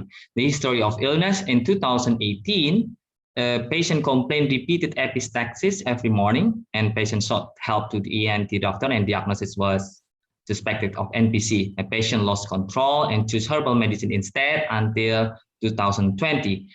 He decided to went to hospital again in 2021 because his neck lump was getting bigger. On March 2021, nasopharyngeal biopsy was done, and pathology finding was undifferentiated non-keratinized squamous cell carcinoma. There are only two imaging for this patient. The imaging was only a PET CT scan. The initial PET CT scan was performed in March 21st, 2021, with the result is hypermetabolic thickening of nasopharyngeal wall with extension to choana and paropharyngeal space, bilateral hypermetabolic neck lymph nodes, and hypermetabolic metastasis in liver and bones. This is the image. There's activity on the left side of the nasopharynx. Also, there's multiple bilateral lymph node on the neck, and it's metastasis in liver and also in the spine. The second PET CT scan was done after chemotherapy on July 30th, 2021, with no hypermetabolic activity seen in nasopharyngeal wall. Also, no activity seen on neck lymph nodes and liver, but hypermetabolic metastasis in bone still exists. This is the second PET CT scan, and there is no activity on the nasopharynx, on the neck lymph node, also in the liver. It's already gone, but metastasis still exists. So this patient has had a cisplatin and docetaxel 6 cycle from March to July 2021, and right now the patient is ongoing radiation therapy with phase 1 is for locoregional nasopharynx and cervical spine, and the phase 2 will be planned for 3D radiation for thoracolumbar radiation. Okay, the problem is, although almost all hypermetabolic activity is eliminated after chemotherapy, but bone metastasis is persistent, and radiotherapy is ongoing, but with only FDG PET available, concern in metastasis activity and liver still exists. And because chance to recurrence is present, the question arises, can we rely on FDG PET alone? And what is the time to repeat FDG PET scan if the result is negative? I think that's the first case for this morning. Dr. Sirandriani, thank you. Yes, okay. Okay, for the panelists, please. Yeah. Yeah. So Dr. Benny, thank you for your case. It's not as easy to answer this. The question is, can we rely FDG PET only? Is also the answer is we cannot depend on just only FDG PET. Yeah, usually FDG PET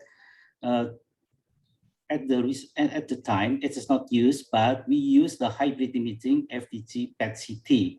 Maybe you mean that this is FDG PET CT. Yeah, FDG PET CT we cannot use alone. If any discrepancy, if any problem with the different clinical patient, we must use is another modality like the MRI. As we know that in the cancer, we always meet with tumor, nodal, and metastasis. Yeah, both the important modality used in the nasopharynx is one is the MRI, and one is the FDG PET CT. The MRI is for the tumor, and metastasis in the nodal and metastasis, there is the role in FDG. We use for your case. I see that maybe if I am not mistaken, I still see there is a metastasis in this case. We see that there is a there is a metastasis in the liver. Before it's an uptake, but the recent in the last image is no uptake again, but the tumors is any. Why? Because it's difficult to see. Because in this case, PET-CT not use contrast. In NCCN, it is mentioned that if you want to analyze with the nasopharynx, it's CT, MRI, or PET-CT, it doesn't need a contrast. In the liver, we can see in the liver there is a lesion, that is hypo lesion, non-metabolic in here because of treatment, but the tumor still any in here. Yeah, this is a complete metabolic response in the liver. Yeah, in the liver. So I see in this case still any metastasis. So if we want to diagnosis more better, we not depend just only one modality, because the cancer is a complex. It's a very complex with this situation. Maybe this is my answer from the question of the relay of the FDG alone. Okay, Dr. Chandra, so you means when there is still no tools in CT scan, so though the PET-CT, there is no uptake, that it means the nodule is still there and still metastatic nodules is still in liver, Dr. Chandra. Yeah, Dr. C, I suggest that if we do evaluation with the PET-CT, do not only use the CT in the PET-CT with the plain CT, but it's better with the contrast. Because it is a PET-CT, usually not the contrast, but contrast is very important if we want to evaluate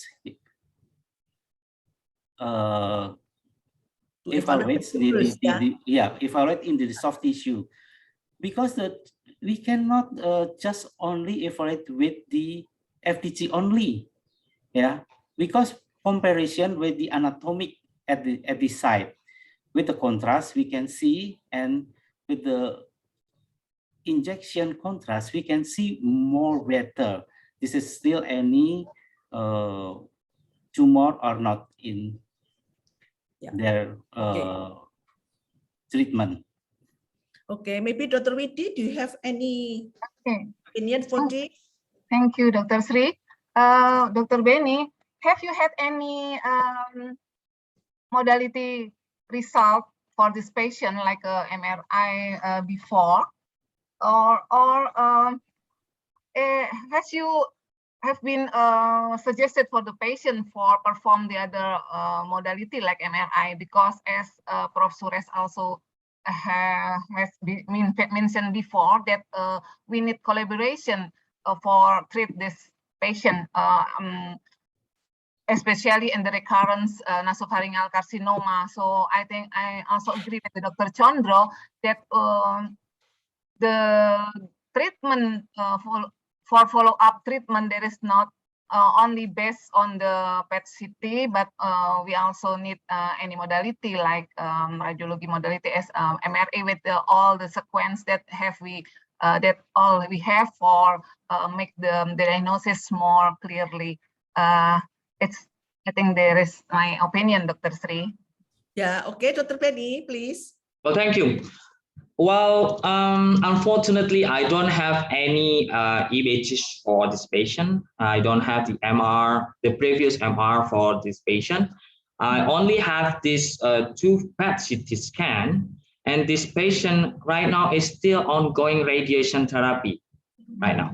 And this patient actually I got from a ENT and radiation oncologist, and they are very eager to know what is the answer after the radiation, if the patient actually still have metastasis in the bones, and the PET scan is promising after chemotherapy because most of the activity was gone.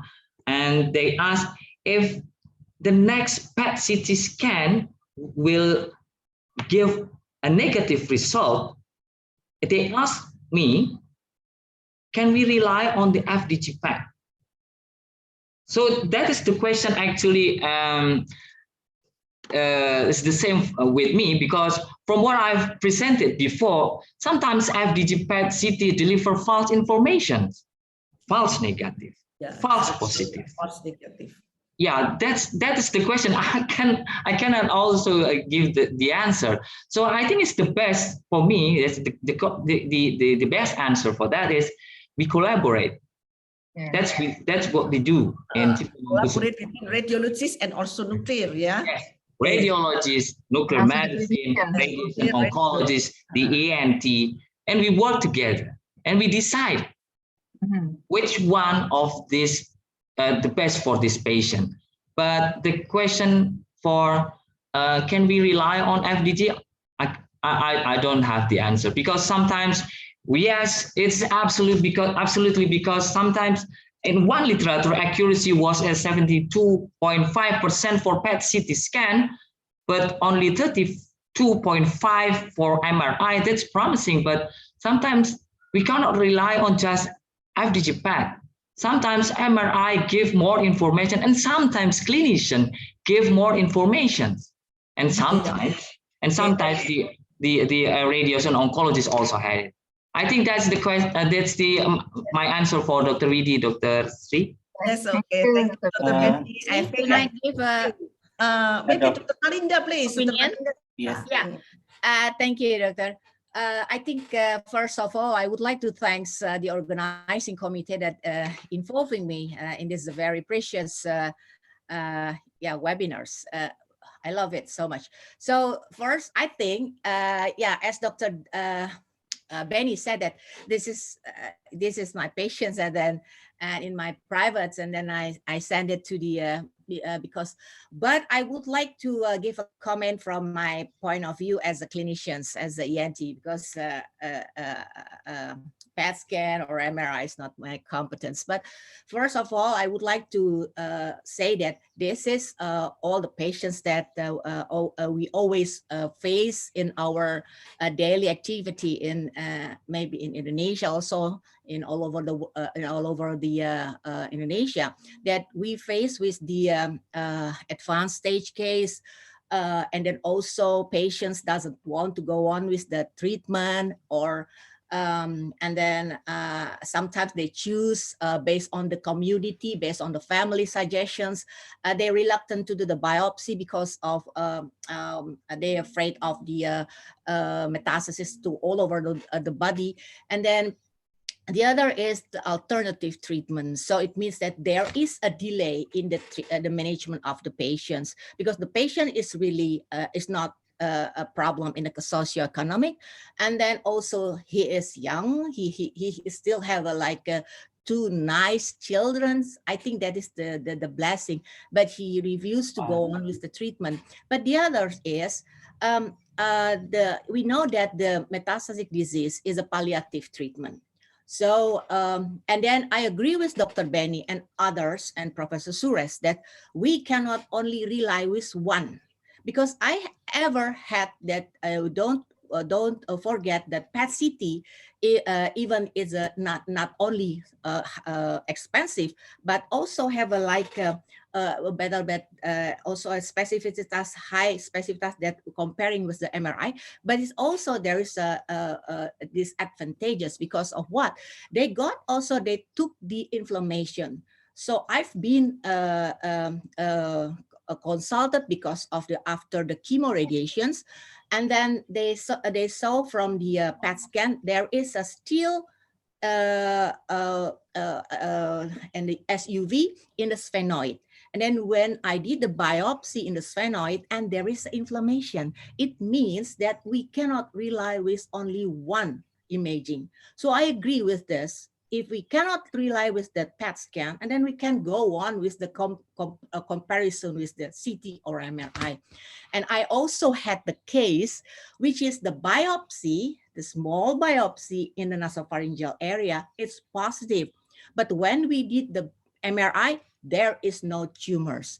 And we compare with PET scan, and again, there is a tumors. But when we did the nasopharyngectomy, there is a tumors still there. So it means that, yeah, that is nice that we have to collaborate more, because we evaluate the clinics, we evaluate the physical examinations by the endoscopy, and we have to compare, we have to make sure, and then we have to see from the imaging. And that is, I think, for the bone metastasis, I think one is I would like to say in the treatment, I think for the M1, we have to go on with the, based on the NCCN, we have to treat with the chemo full dose. After that, we have to go on with the chemo radiations. But based on this PET-CT showed that there is a weight-bearing bone, we have to treat the weight-bearing bone with the radiations locally. So it means that I don't know where, I think this is the treatment of the patient is not finished yet. But yeah, I think that is my comment. And then I still follow up these patients. Just yesterday he came to me, and then yes, he's still ongoing with the chemo, with the radiations. So I think that's my comment. Thank you. Okay, thank you, Dr. Malinda. So I think from all the panelists, so we think the multidisciplinary approach is the best choice for the patient. Yeah, Dr. Malinda, Dr. Chandra, and Dr. Penny, Dr. Widi. Yeah. Yes. Okay. Yes. Okay, so now we have another case. It's not from me again, Dr. Sri. I think it's from Dr. From Ramdhani. Dr. Dhani. Dr. Dhani, please. Maybe Dr. Ramdhani, you have any case? Yeah, I think a case already sent to the committee. Okay. Dr. Triana, could you show the case? Yes, Doctor. From Dr. Ramdhani.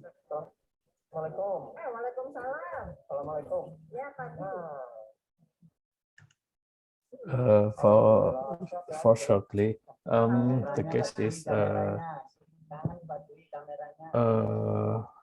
male, 44 years old with NPC, and as usual in Indonesia culture, the patient didn't want to give therapy earlier. Triana, we don't see your case, the case. Dr. Triana, please.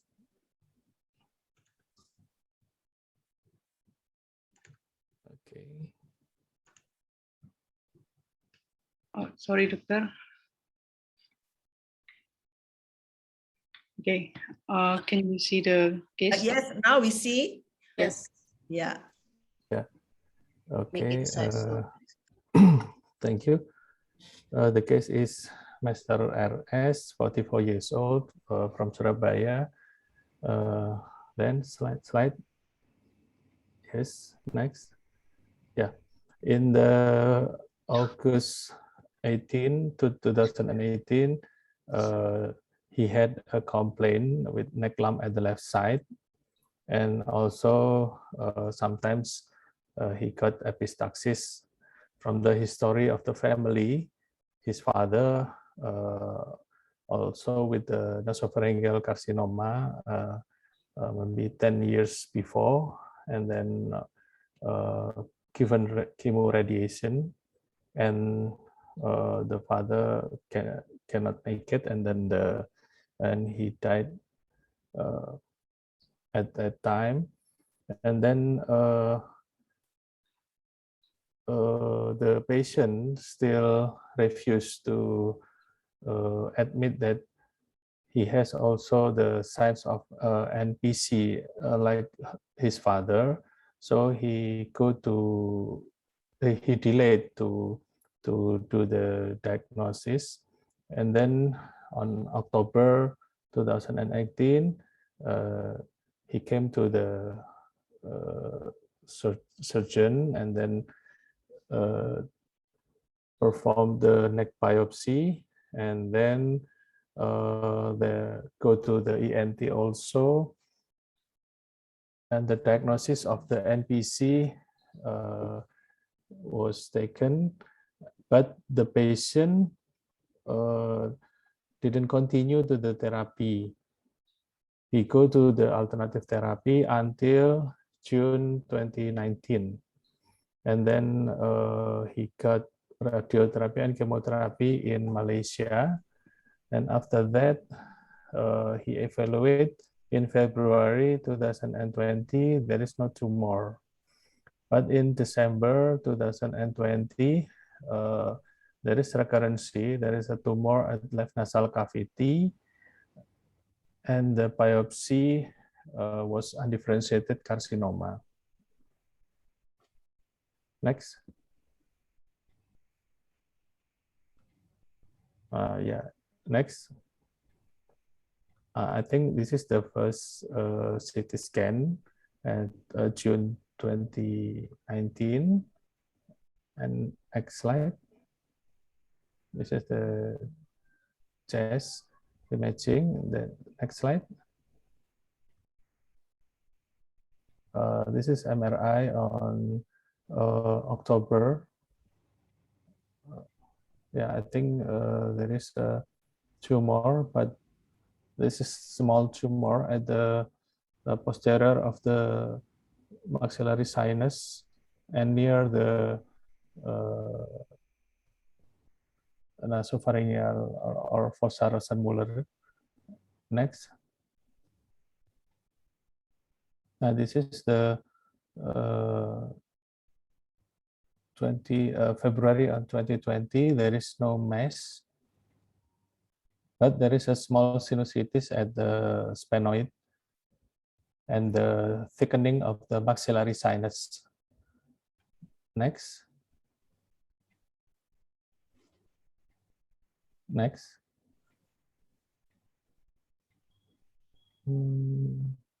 Yes, next. Yes, this is the MRI on December 2020. There is a more thickening at the posterior of the maxillary sinus, and I think this was mass also in the roof of the nasal cavity. At that time, I did a biopsy on the mass on the left nasal cavity, and the result was undifferentiated carcinoma. Slide. This is the same MRI, but different vision. Yeah. Next. This is a CT scan on the March on 2021. I think there was a delay from the December until March because the patient still refused or cannot receive the condition after the chemoradiation, but the tumor still back again or recurrence, and then it is not easy to make sure the patient to do the next chemoradiation. And then patient given radiotherapy 15 times and also combined with the chemo. At that time, we gave cisplatin and nimotuzumab weekly, cisplatin and nimotuzumab weekly with combination with radiotherapy. Slide. Yeah, next. Next. This is the CT on July 2021, and the tumor was disappeared, and I think it is in a good condition, but the patient still controlled until now. Next. Yeah, next. Yeah. This is the case that I want to show to you, but the difficulty on this case is I think we already give the best treatment to the patient from Malaysia at that time with the concurrent radiotherapy, combination radiotherapy with chemo, and also mono antibody therapy, but the tumor still recurrence. Thank you. Thank you, Dr. Ramdhani. So from your case, for the imaging, this is a CT and MR also, just only CT and MR for evaluate the recurrence of nasopharyngeal cancer. And then right now we see the MR is good. Maybe Dr. Widi, you have any opinion for this? Okay, thank you for the time for me, Dr. Sri. Actually, I cannot give any comment for the images here because we just only seen a part of all of the images. But from the history of the patients, we've seen that there's a good response for the nasopharyngeal recurrence tumor, especially in the local side. But I would like to ask to the Dr. Doni, does it need for us to check also about the EBV viral because on the AWCS there is included in the staging of maybe, I don't know, whereas there is important to our consideration for preventive of the recurrency in the next time for the patients. Thank you. Thank you, Dr. Sri. Yeah, thank you, Dr. Widi. Dr. Ramdhani, please. So do you check for the EBV? Yeah, thank you, Dr. Widi.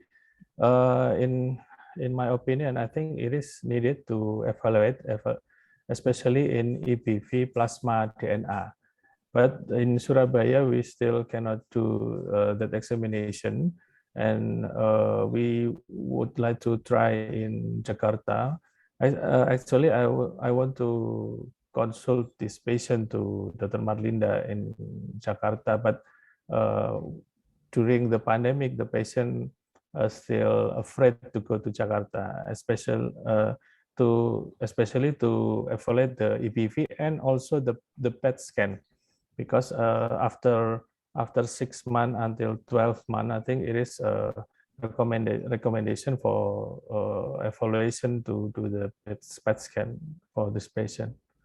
And the EBV, yeah, it is our weakness in Surabaya because we don't have any modality diagnostic for EBV. But if we do in research, we should find the reagent by ourselves to do that, but it is not possible to do in hospital as a daily diagnostic tools. Thank you. Thank you, Dr. Doni. Dr. Marlinda, as a clinician, maybe you have any opinion? Yes. Thank you, Dr. Sri. Thank you, Dr. Doni, for the very good case. So I think first I would like to give a comment about this case because since this is a very good community and it's a very good media to share the what we should do and what we should not do. So I think first is again the two case is a delay, and then both are reluctant to go on with the medical treatment, but they choose the alternative medicines.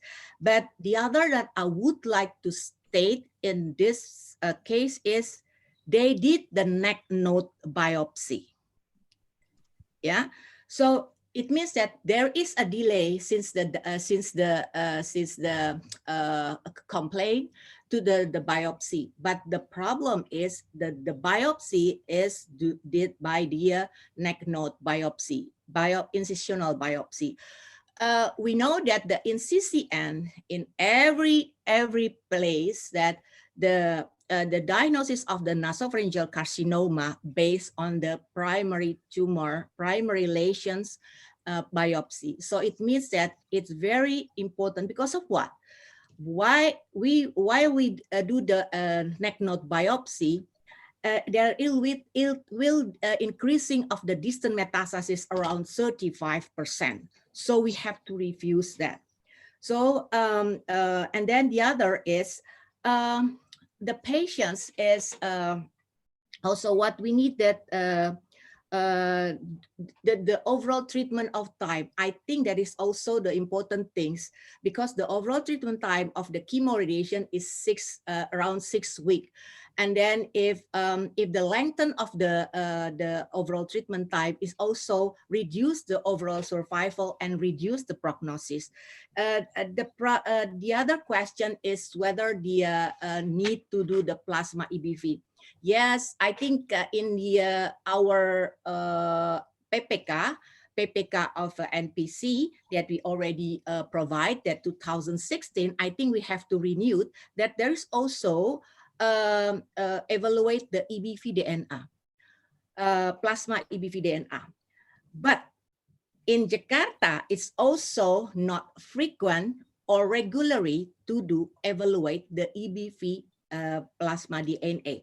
Whether 3 months post-treatment, there's also good to evaluate whether there is a residual decrease, there's a residual disease, if there is an increasing of the plasma EBV DNA, and also whether there is a local persistence. Or it means that if it's the higher of the plasma EBV DNA, it means it shows that there is a level DNA in the tumors. So there's also some my study that the previous time said if there is a evaluate the EBV DNA brushing and whole blood, and if there is a decreasing of those markers, and it shows that the decreasing of the tumors significantly. So I think that is something. I think we have to evaluate, renewed our PPK of the NPC that we provide, that we made 2016. And then I think it's better that, because of what another thing is, Dr. Sri, evaluate the EBV DNA. It's not covered by the BPGS. So that is something that we have to put it in the PPK, so every center can evaluate the EBV DNA. Thank you, Dr. Sri. Thank you, Dr. Malinda. And maybe from Dr. Chandra, as a nuclear radiologist, maybe you have any opinion, Dr. Chandra, please. Yeah,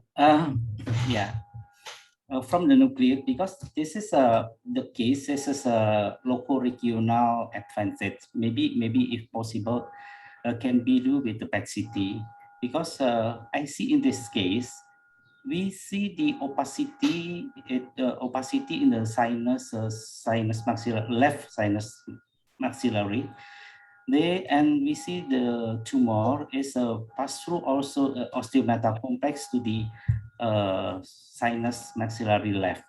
So this is a tumor expansion, or this is just only inflammatory? Because I see also in the last of the slide, in the last of the slide, July 7, it is still any. But this is they mention, but this is mentioned as a complete response. Thank you. I want to ask. Okay. Thank you, Dr. Chandra. Maybe Professor Suresh, you can also give your comment, Professor Suresh, please. I don't know what to say. That was a very interesting case. The only thing I'll say is that alternative treatments don't work for cancer. So it seems like your experience is very similar to ours in the United States. Anytime I see someone that has a cancer and then somehow opts for alternative treatment, I know I'm going to see them again. And Yes. my only hope is that when they come back, that the cancer is still curable. So it sounds like you did an amazing job Yes. trying your best to cure this patient. Okay, thank you, Professor Suresh. So Dr. Chandra, I agree. From the patient, the last patient, so we don't see there is a nuclear, there is also no imaging of PET CT scan or PET MR. So we just say if the sinus is inflammation in the sinus, there is a thickness of the maxillary sinus mucosa, but we think this is an inflammation. And then we said if this is a complete treatment after this after treatment, yeah, complete recovery. Okay. Okay, so right now we go to the end of this case discussion session. So as a moderator, I will say thank you to all the speakers and also all the panelists for joining this. Okay, thank you. And I will give it to Dr. Widiana Feryastuti, please. Yeah. Thank you, Dr. Sri. What an exciting discussion. Huh? So we have some take-home message from the presentation and discussion, and we can learn that recurrency is a problem. Managing recurrent cases is expensive and unhappy that need early detection. And when imaging test is taken, the recommendation is at least 3 until 6 months or maybe more than 4 months. And negative PET not always show negative pathology of carcinoma, and sometimes asymmetric thickening in CT, but in PET CT is negative. The result is fibrosis from pathology. So from some clear tumor, and we cannot know that's false positive or false negative, but metastatic bone is detected. So it could be because PET CT usually not using contrast. For analyzing NPC, we need contrast to know lesion in soft. And from Professor Suraj, MRI with advanced technique can help to detect recurrency mass, and we should know contouring tumor, check detailed anatomy for local recurrency, and perineural spread, nodal or lymph node metastatic, and we can know also complication post-treatment or recurrency. And post-treatment imaging, we can use MRI or PET CT, but PET CT have a challenging in skull-based imaging. The last is multidiscipline approach is needed, and it is the best to treatment for patient, including for recurrent mass. And okay, maybe that's all for take-home message. Unfortunately, we are now in the end of our webinar. Once again, I'd like to thank you for all speakers, panelists, and audience today. Stay healthy and keep on learning for the improvement of our skill and knowledge, so we can serve our patient better each day, even in the middle of the pandemic right now. We also pray for the pandemic can be managed well all around the globe. Thank you, and see you on the other occasion. Thank you. Professor Suresh. Professor Thank Suresh, you. I think we Thank will you. invite you sometimes after the COVID is over. Professor Suresh, I Please hope come. to see you to Please Indonesia. come. Yeah, to see us It would- offline. It would be my privilege. And thank you for having the webinar in English as opposed to Indonesian. I could get a lot out of it. And I was so impressed by the number of people attending. I couldn't believe over 300 actual participants. Usually in the United States, you take the number of participants and divide it by 2. And that's many show up. But I was I'm curious to look at your Google Analytics or Zoom Analytics to see where people logged in from.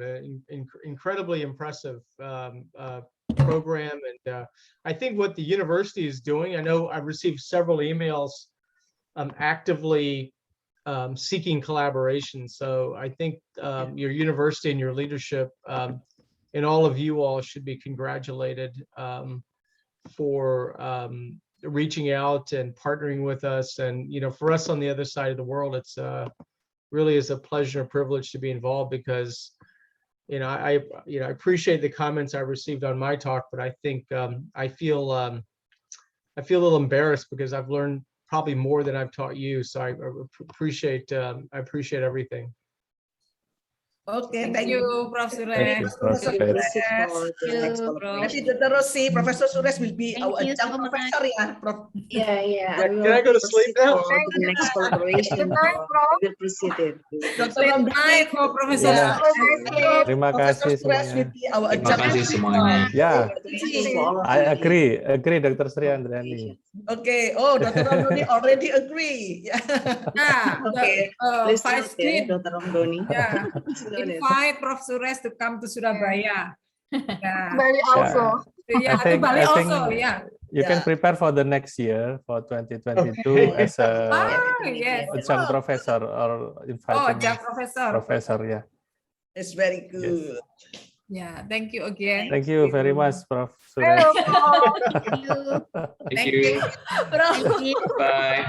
Thank you, Dr. Bye. Gani, Bye, and everybody. Dr. Chandra, Everybody. Dr. Thank you very much Yes, for this Dr. invitation. Dr. Dr. Marlinda, Brownie. terima kasih. Terima kasih semuanya. Assalamualaikum. Waalaikumsalam. I hope to see you on Facebook, WhatsApp. Okay. Ah, yes, thank you. Congratulations for your book, Prof. Congratulations for your book. Okay, Many all books right. that you published. Thank you. I'll bring some with me when I come to Indonesia next time. Yes, you just Yes. call me, yeah. I will arrange for your traveling in Bali. Oh, already want to want to arrange. Oh, very nice. 100%. Thank you. Are we done? Good sleep. Have a good sleep, Yes. Prof. Yeah. Have a nice evening, Prof. Okay, thank you. Night, yeah. Yeah. Okay. Thank you again for everything. Okay, see you. Bye. Thank you, Bye. Dr. Sakarisa. Bye. Thank you, Dr. Sri, Dokter. Terima kasih, Dr. Marlinda. Iya, Bye-bye. semua Ya, ya. sampai jumpa ya. Oke. Terima kasih. Terima kasih. Profesor Suresh. Oke, bye-bye. Bye.